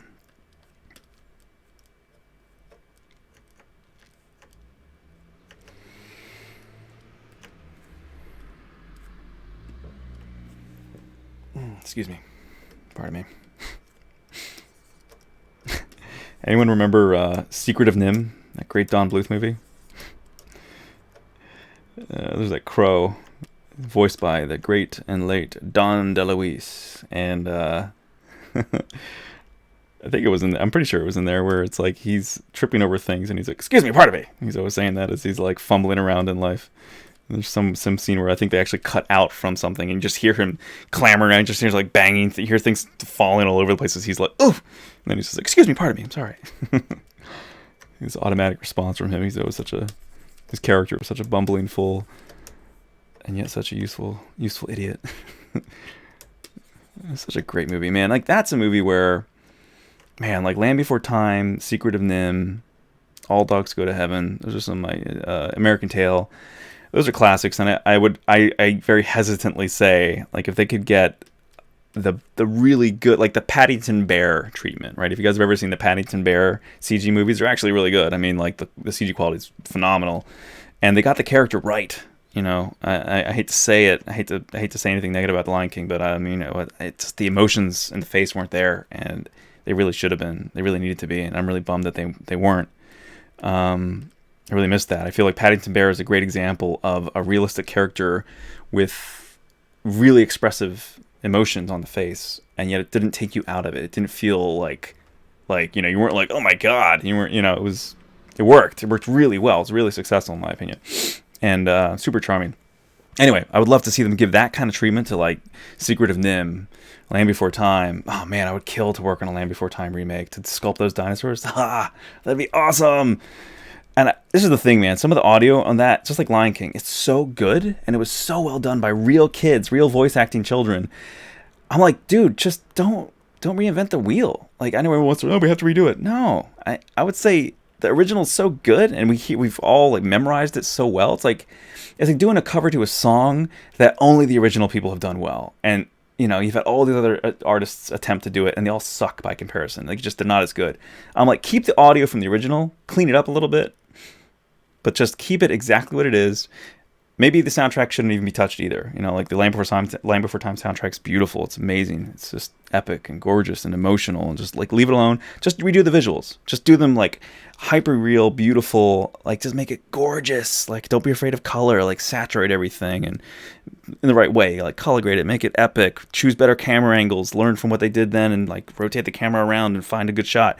But like, it's almost like a thing I should just do as a fan. I should just like, if I didn't have other ambitions, that would be on my list of things, of just like do an Unreal Engine, like hyper real version of the Land Before Time, keep the audio succinct exactly, just leave it exactly the same, and just redo the visuals to make them look jaw dropping. And again, it's like I said this decades ago. I literally remember saying this like 20 years ago after The Lion King, or around that time. I was like, technology's getting so good. I bet Disney could do a remake of The Lion King, hyper real, and they could double dip and make twice the amount of money. Maybe it wasn't 20 years ago. Maybe it was like 15 years ago. Whatever. It was a while ago. I remember walking into a movie theater talking with my sister and my dad when we were going to see some other movie. And I was talking about, I think they re-released The Lion King or something. And I was like, dude, Disney should totally do this as a photoreal, like CG epic, but like make it even bigger. And so that's why I was extra bummed that this didn't turn out the way I was hoping, that so many people were hoping for. I mean, it still looked amazing, like visually just stunning. Like, all the artists did an amazing amount of work. It's just the facial expressions and the cast, the people they chose to do the voices, I just didn't care for. Or I was bummed out that it wasn't like closer to the quality of what the animated was like. And I know it can be done. So I think it was just some calls down the chain that made it the way it was. Oh, anyway, sorry, questions. Let's see here. We got Mixers. Christine Kicks chiming in. Wait, Christine Kicks. Wait, are we friends on Facebook? That name sounds so familiar. Are you a singer? It sounds so familiar. Da da da da. So let's see here. One day our universe and universe will collide with each other and stuff will happen. Spaceballs. Dude, Spaceballs is such a classic movie. I love Spaceballs. Saturn rings are going to disappear one day. That is sad, dude. You just broke my heart. It's really hard to have expressive emotions on animals' faces without pulling the audience out of it. Yes and no. Like I said, go watch Paddington Bear. I mean, if you watch The Lion King, they work. You just got to have it on the right control, right? You don't want to go too far, but I feel like they just, what's the word? They underswung, they underhit. Like just kind of, they were just too cautious. I feel in Lion King, they were just a little too. Because I've seen you look up footage of real lions looking angry, or if they're injured, looking sad. They really are expressive, and they're a bit more expressive than what we saw in The Lion King. And these are real animals. So it's my 2 cents. I mean, we got to look for those extremes. You got to look for like lions that are fighting each other, right? Or when they're doing their thing, like hunting prey, they don't necessarily have to get angry. They're just hungry, so they're just doing their thing, and they really look kind of casual sometimes. If you watch a lion ever like holding down a gazelle's neck, they're just like, they're actually tired. They're just like, like just hanging on, being like, just die already. I want to eat. It's terrible. They're really dispassionate, actually, in some of their really dramatic things. But when they're pissed, shit, dude, get out of the way. When they're affectionate, you can see it like any house cat. They got that look in their face and their eyes. Look up, hey buddy, don't look that. Look up the Lion Whisperer, Ken. I think it's Ken something. I forget his name. Sorry, I'm botching that up. But this guy, man, he's friends with all these lions. He's a South African dude. He's freaking epic. The lions are incredible. He gets footage that no one else could possibly get. And he's like loving with these animals, right? It's like heaven. Like they're just all like peaceful with him and chill. He's like one of the pride. But you see a lot of affection in their face, right? It's pretty cool. Anyway, that's just my 2 cents. That's my opinion. I mean, the movie still made $1 bazillion, which is great. But man, yeah, going back to the idea, I just thought to see Secret of Nim done in a really hyper-realistic way, I think would be a lot of fun. Same with Land Before Time. All Dogs Go to Heaven. Man, it's really sad too. That little voice actress, the girl who played Ducky, who voiced Ducky, and in Land Before Time, and the girl in All Dogs Go to Heaven, Anne Marie, I think was her name. Her dad killed her. It's so sad. If you look up the story, he's like some drunk a-hole who got jealous of all her money and success and murdered her in her sleep or something horrible. It's like, good God, so sad. I was so crushed when I read that. I was like, geez, that's horrible. Anyway, sorry. Totally random sad note. For the French dub, they had a real singer singing Simba's parts, and other actor doing the talking voice in the song. Sounded nice, but it's weird. Why not just keep one of them? Yeah, I know. All right. For the American version, I would say that the audio of Simba as a child was really successful. I thought the child actor, little boy who played Simba, fantastic. He was great. I think he was the most talented, in my opinion. I love James Earl Jones. He is a god among men. He's a legend in voice acting and acting, period. He's amazing. But in my opinion, I felt like his original take on those lines was so much more powerful than this version. It sounded like he just was. It sounded older. He sounded tired. You could tell. I mean, he is older, significantly older too. I mean, he has an amazing voice no matter what, but it definitely, the quality of the first one, I think, was still just, in my opinion, it just was more powerful. And I really wish they would have blended. I even gave notes to my art director on this, and I told her to pass it along. I don't know if she did. And it's irrelevant, really, because they didn't. They wouldn't go back and do the sound mixing in the last month of production. I mean, they wouldn't edit all of it, but I really wish they would have blended the voices with the lion's roars. And that's what I did for this. What I wrote in notes for this scene was, as Mufasa is in the clouds speaking to Simba, as he's calling out, I wanted it to be like Simba and have the echo of thunder after the voice, you know, really powerful, like godlike presence where you felt this, the growl of the lion mixed with the voice of James Earl Jones mixed with the trailing of thunder echoing, like really fucking epic, like wow, you know, really just hit it out of the park. Where people's like, you in the IMAX, you feel your ribcage shaking from the low bass reverb, like that level of like I was talking with coworkers today about this. I saw with another friend, a couple friends, I saw Blade Runner 2049. That's right year. The recent Blade Runner, and I saw it in the IMAX here in LA at the Chinese theater, the TCL IMAX theater. Laser projection IMAX, one of the best IMAX viewing screens in the world. And the sound, man, they cranked that sucker up, and we were sitting in a couple rows from the front, but still, there's not a bad seat in the house, really. Dude, we were feeling our bodies shake from the bass. I was like, this is how this is meant to be experienced. This is awesome. You say what you want about the new Blade Runner movie. I know a lot of people didn't like it.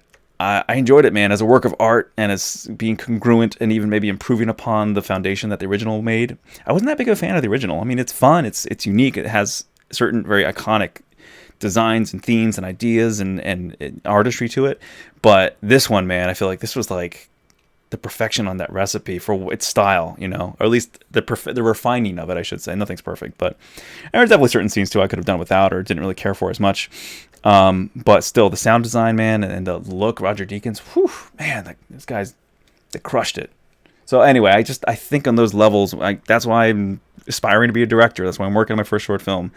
I think big picture. I think the whole thing. How do all the systems work together in concert to make the final experience optimum? How does it make it the highest emotional punch, the most visual impact, the most emotional tug? What's visual metaphor? What kind of poetry can we do here? What kind of callback? What kind of payoff? Like, I don't know. It gets, as you can tell, it gets me fired up. It gets me excited, and it's like I love generating these ideas, and then, you know, to be able to implement them in a quality product where it's like everything's working together. You have great writing, first of all, great stories, foundational, number one, amazing visuals. Do something unique. Put the camera in places it's never been before. Do it more artistically. Don't just make everything a bland shot that you've seen before. Make it meaningful. Make it every shot useful. It's like watching a good martial artist. I remember watching Jet Li do some moves, and some other fighters too. I've seen some other amazing martial artists where they didn't just choreograph a great fight scene, but it worked in a way where every move, and I forget if it was Jet Li in a movie or if it was an actual martial artist sparring with someone else. But either way, I mean, he is a real martial artist anyway. But it's just the way their bodies moved, you wouldn't see a ton of projecting always. You wouldn't see what's coming next. It really looked like they were responding to the other fighter, and there was this sort of parry in the fight. And anyway, the artistry to it was that every motion, every gesture, every positioning of the whole body had purpose, and yet it was like this incredibly fast, fluid, dynamic dance almost, but yet it was combat, and it was just like, this is awesome. This is like beautiful to watch, because you see every move, every motion has total, you know, intensity and purpose. It has intention. There's no energy. It feels like no energy is wasted. Like everything was put to the motion that needed to be where it had to be to prevent getting struck by the opponent. And it was just this incredible, aggressive ballet almost of human physique and just being pushed to its limit. I was like, this is fucking awesome. Again, I love when you see things come and work in concert where you maximize everything you have to work with in a way that ultimately climaxes in as much of the pinnacle of the end result that you could possibly aim or want to achieve, right? So it's almost like engineering a science to the art, right? That's sort of all comes full circle. But I think that's what great filmmaking really encompasses. That's what a good director should do, in my opinion. You should be able to marry all the elements together in a cohesive vision that maximizes the tool set at your disposal, with the end goal of being, you're making a movie to make money, but you're also hopefully making a movie to make some freaking awesome art, and it should really blow people's minds where they walk away going, holy shit, I want to go back and see that again, and I want to bring my friends with me. I want to share this experience with more people. I have to share this. This is like, it's the gospel, man. I want other people to know. Like, it should be that level of you should impassion people to love your work so much that they want to bring more people to see it, right? Because the quality of it's so good. It's not because they're getting preached to. It's not because there's positive messages are always welcome. We want more positive messages in film and in art. But what's king in art is what the art is, what the medium is. How do you exemplify what your art is, right? How do you make it the maximum for what it can be?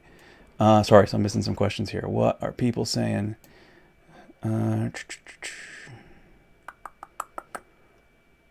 And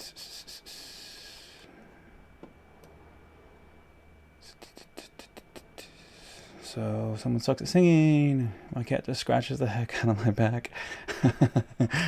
I can't stop. I can't comprehend parents that are jealous of their kids. It's just really weird. Why have kids if you want them to fail? Like you people. Yeah. I think people should have kids to have them succeed where they fail. Yeah, that's true, man.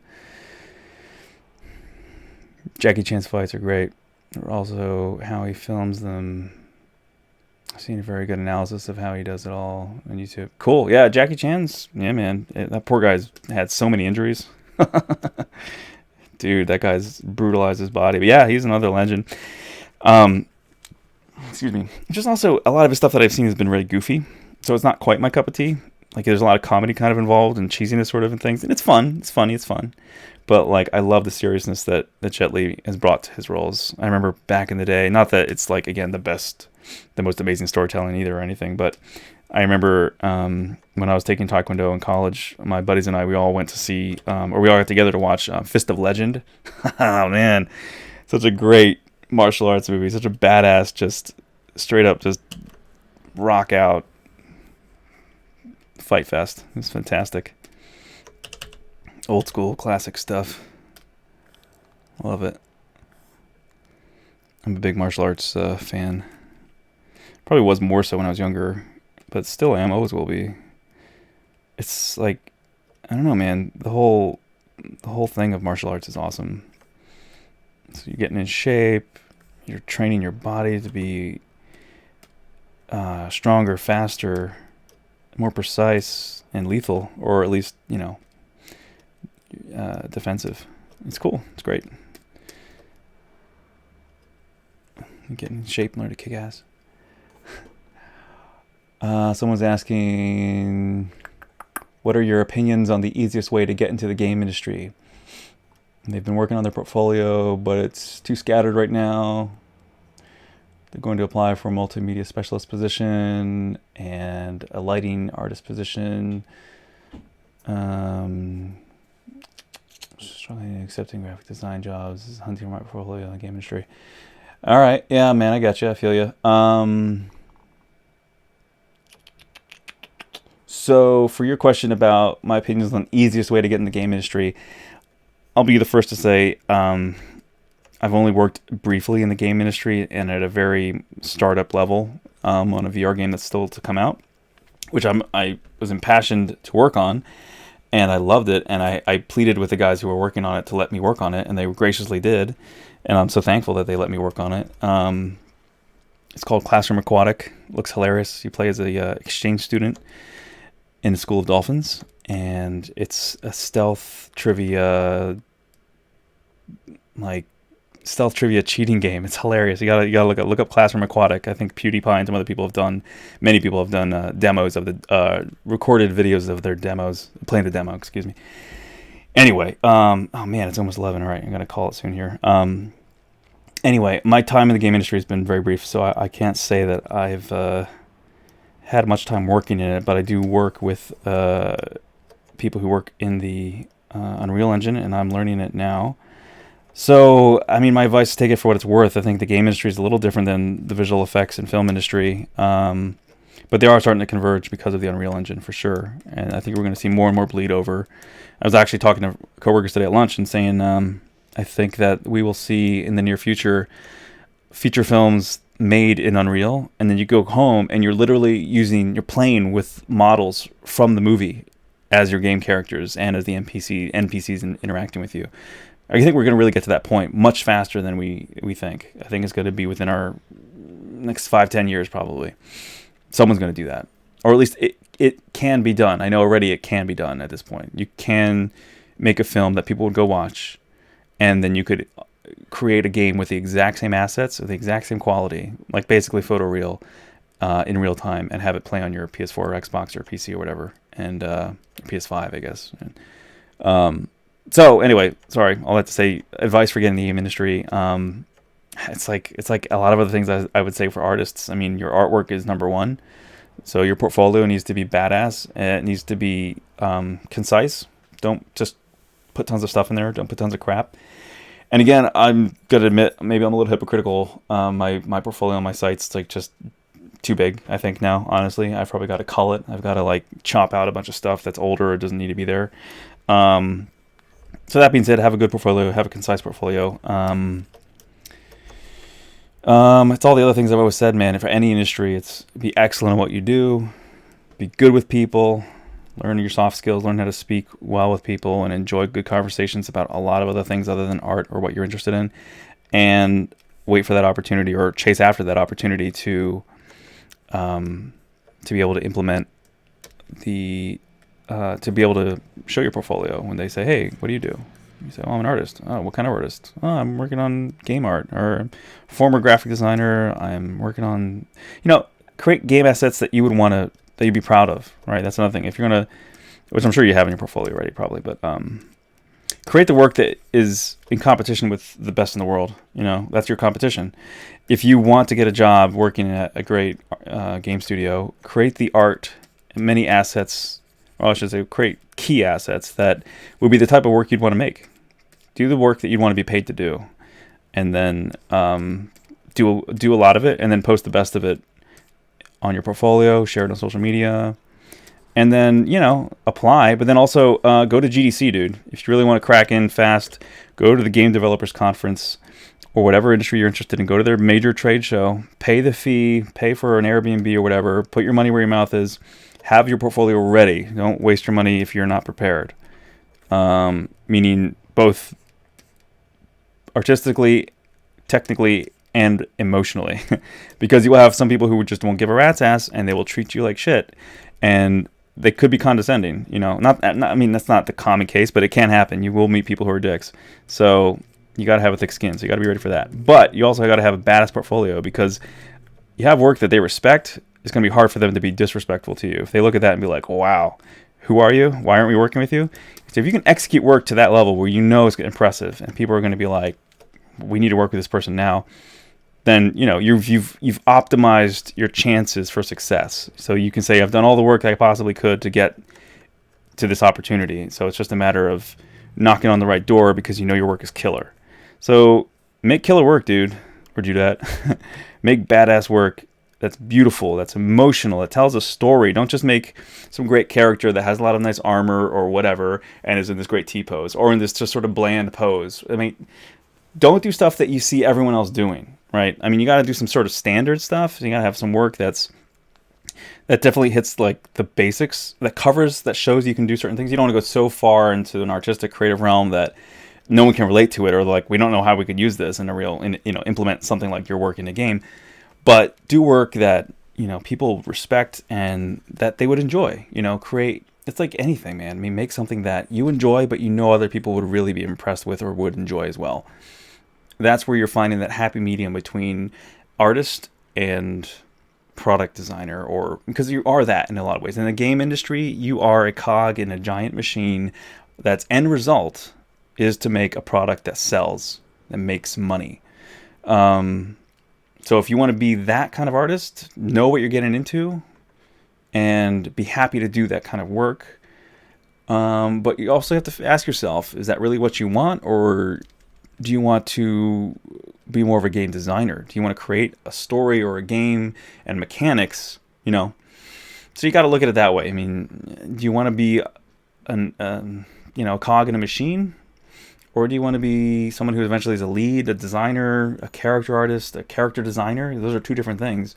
Sometimes they're synonymous, or they go together. I mean, meaning that they're produced by the same person. A lot of times they're not. So you've got concept artists who are creating the characters, the look, the everything, the whole stylization of things, and then you have to replicate that in 3D.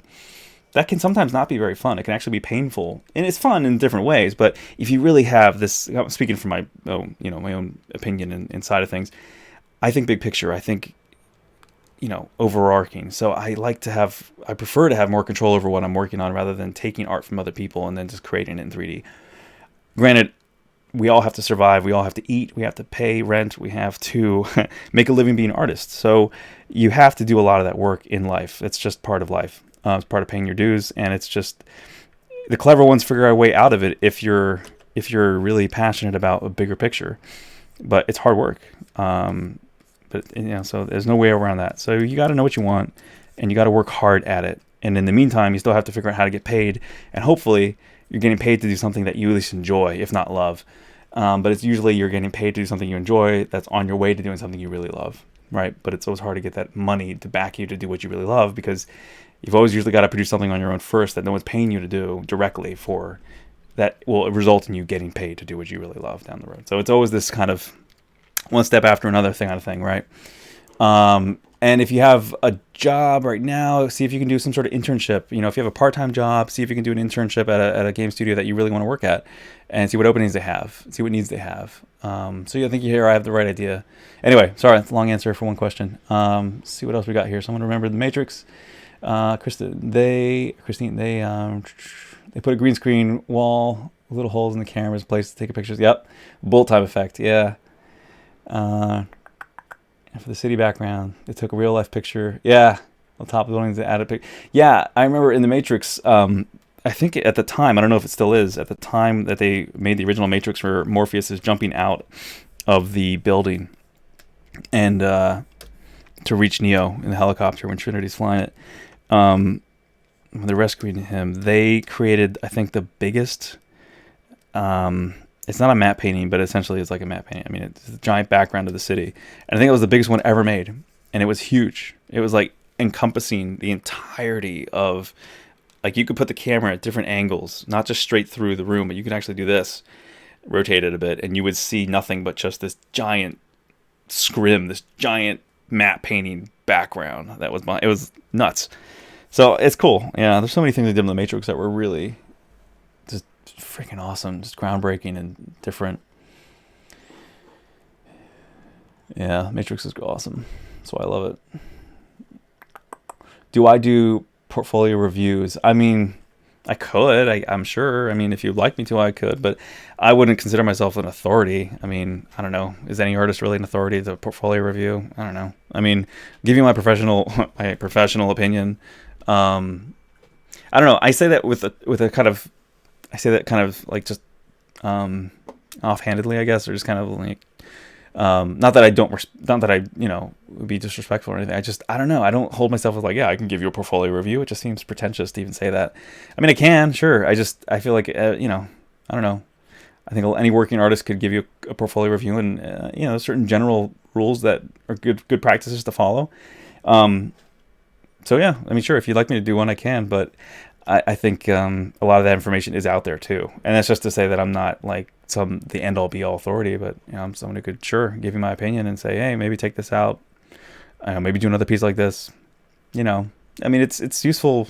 It's useful information, I guess. But yeah, sure. I mean, if you'd want one, I could totally give you one. I'd be gentle. We've all been there, man. Believe me, I'm not brushing you off at all. I just don't think of myself as like a giant authority. Do you think you need art school to be a pro artist? Hell no. Hell no. You don't need to be in art school to be an artist. Dude, people who are monsters in this industry, by monsters I mean like badass artists, some of them barely graduated high school. Like they got their GED. It's like, dude, if there's one industry where your degree means zero or next to zero, it's art. The creative industry, man. It's all about your portfolio and your professionalism. I mean, there's a lot of artists who aren't professional, but still, in general, there's a certain bar. When you go to enough studios, you see there's a certain level of professionalism you should have. And experience, of course, is good, but you have to get it somewhere, right? You have to start somewhere. So portfolio is king. Your work, the excellence of your work is primary. And then secondary is your ability to relate to people.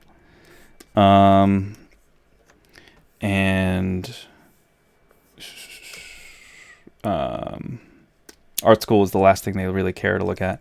They want to see how badass your portfolio is, and they want to see that you can work well with the team, that you are respectful, that you're on time, that you are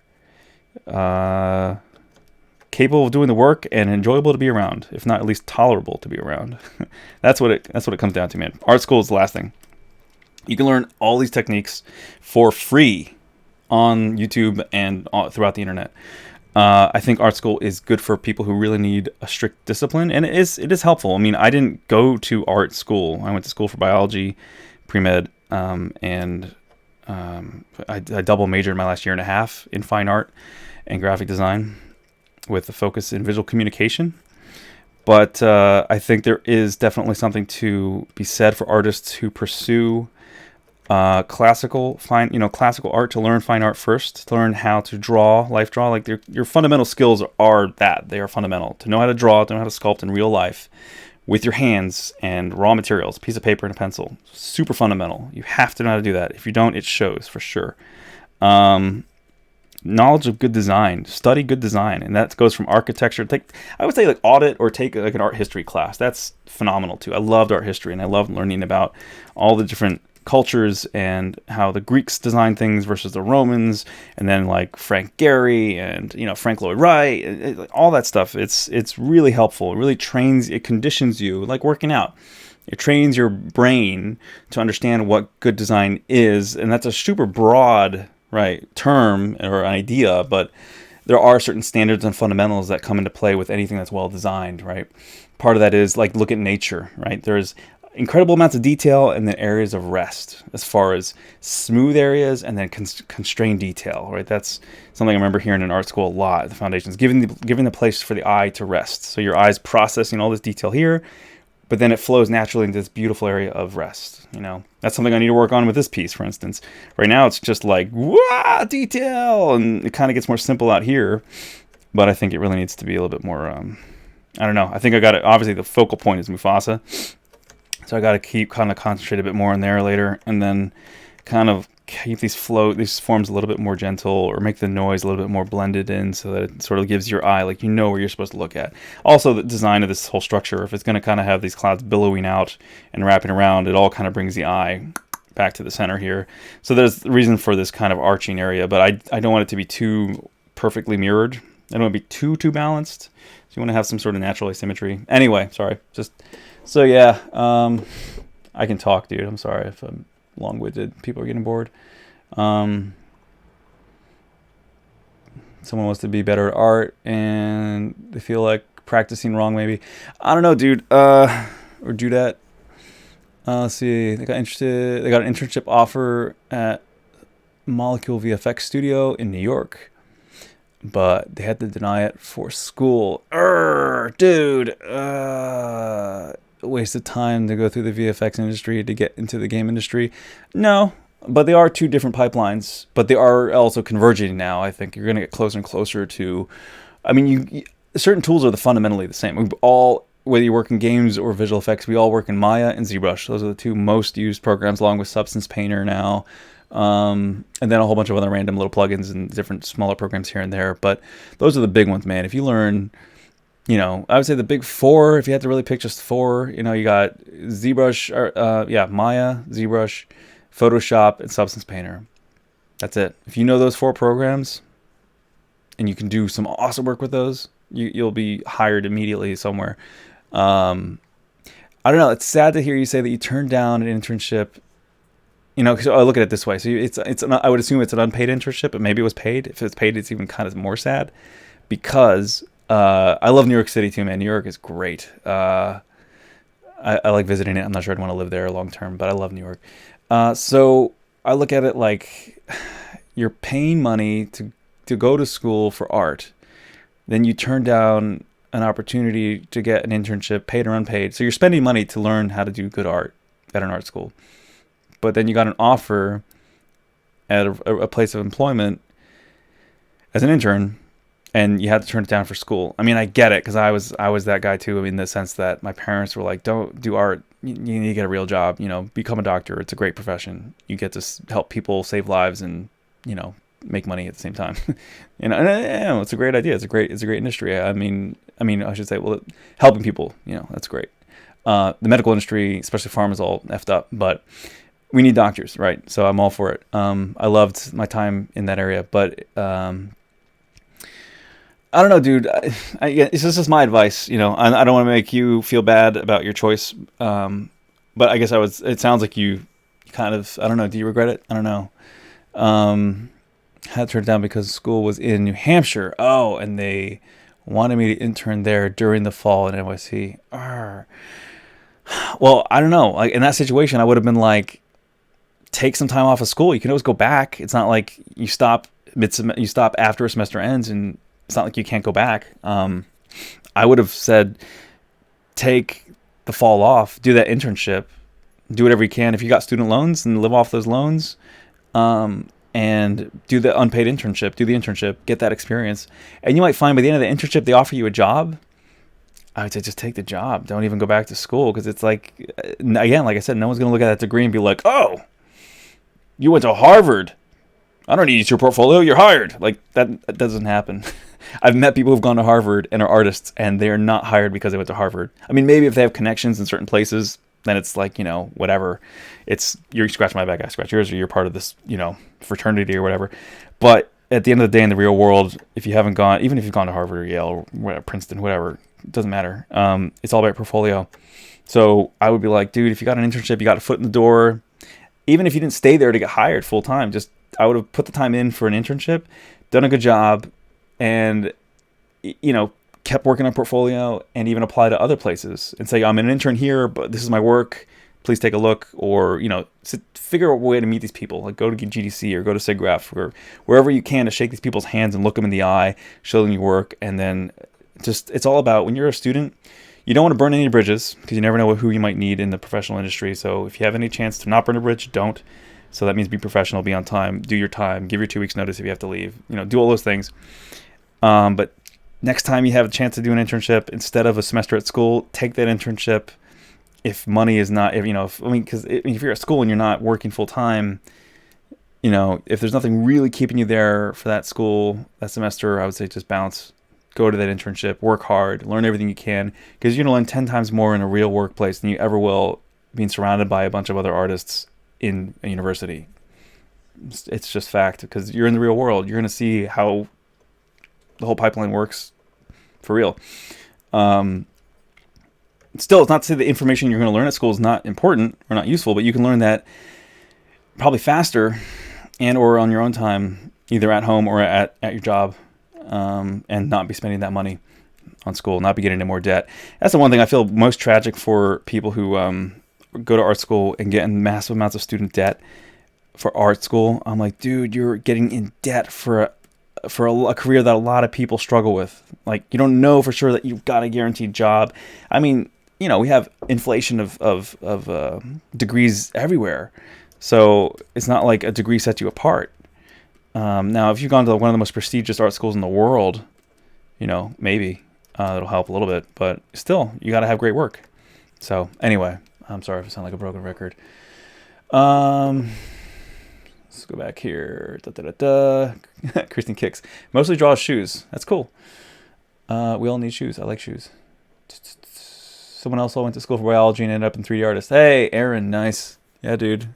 I think science and biology, anatomy, all that, the cross section is anatomy, but I think studying the sciences, 3D art's a very technical thing too, right? I mean, there's a lot of technical merge with artistry. It's like the synergy of the two. 3D art.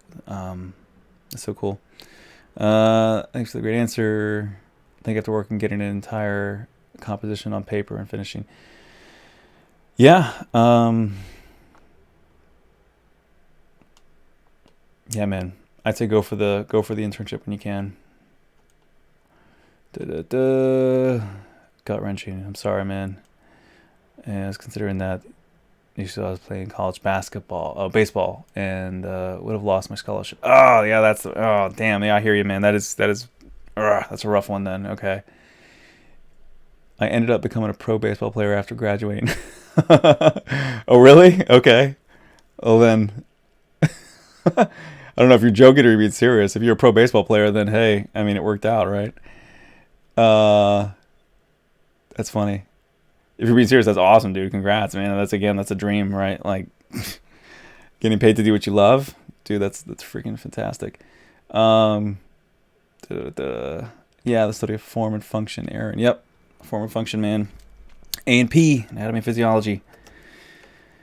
Oh, okay, I'm stagnating here, dude. This is all kind of just like inching along again. I'm just blabbering too much.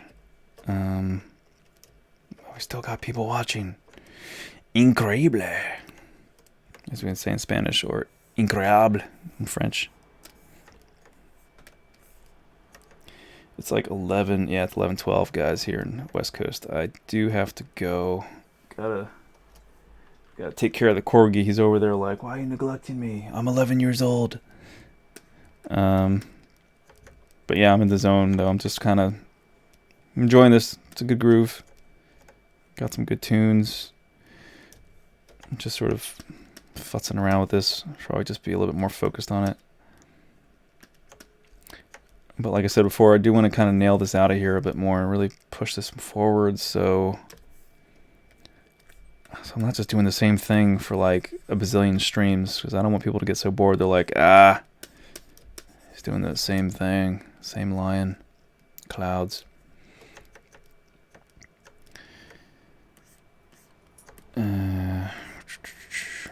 Yeah, but I should get going, man. It's getting late.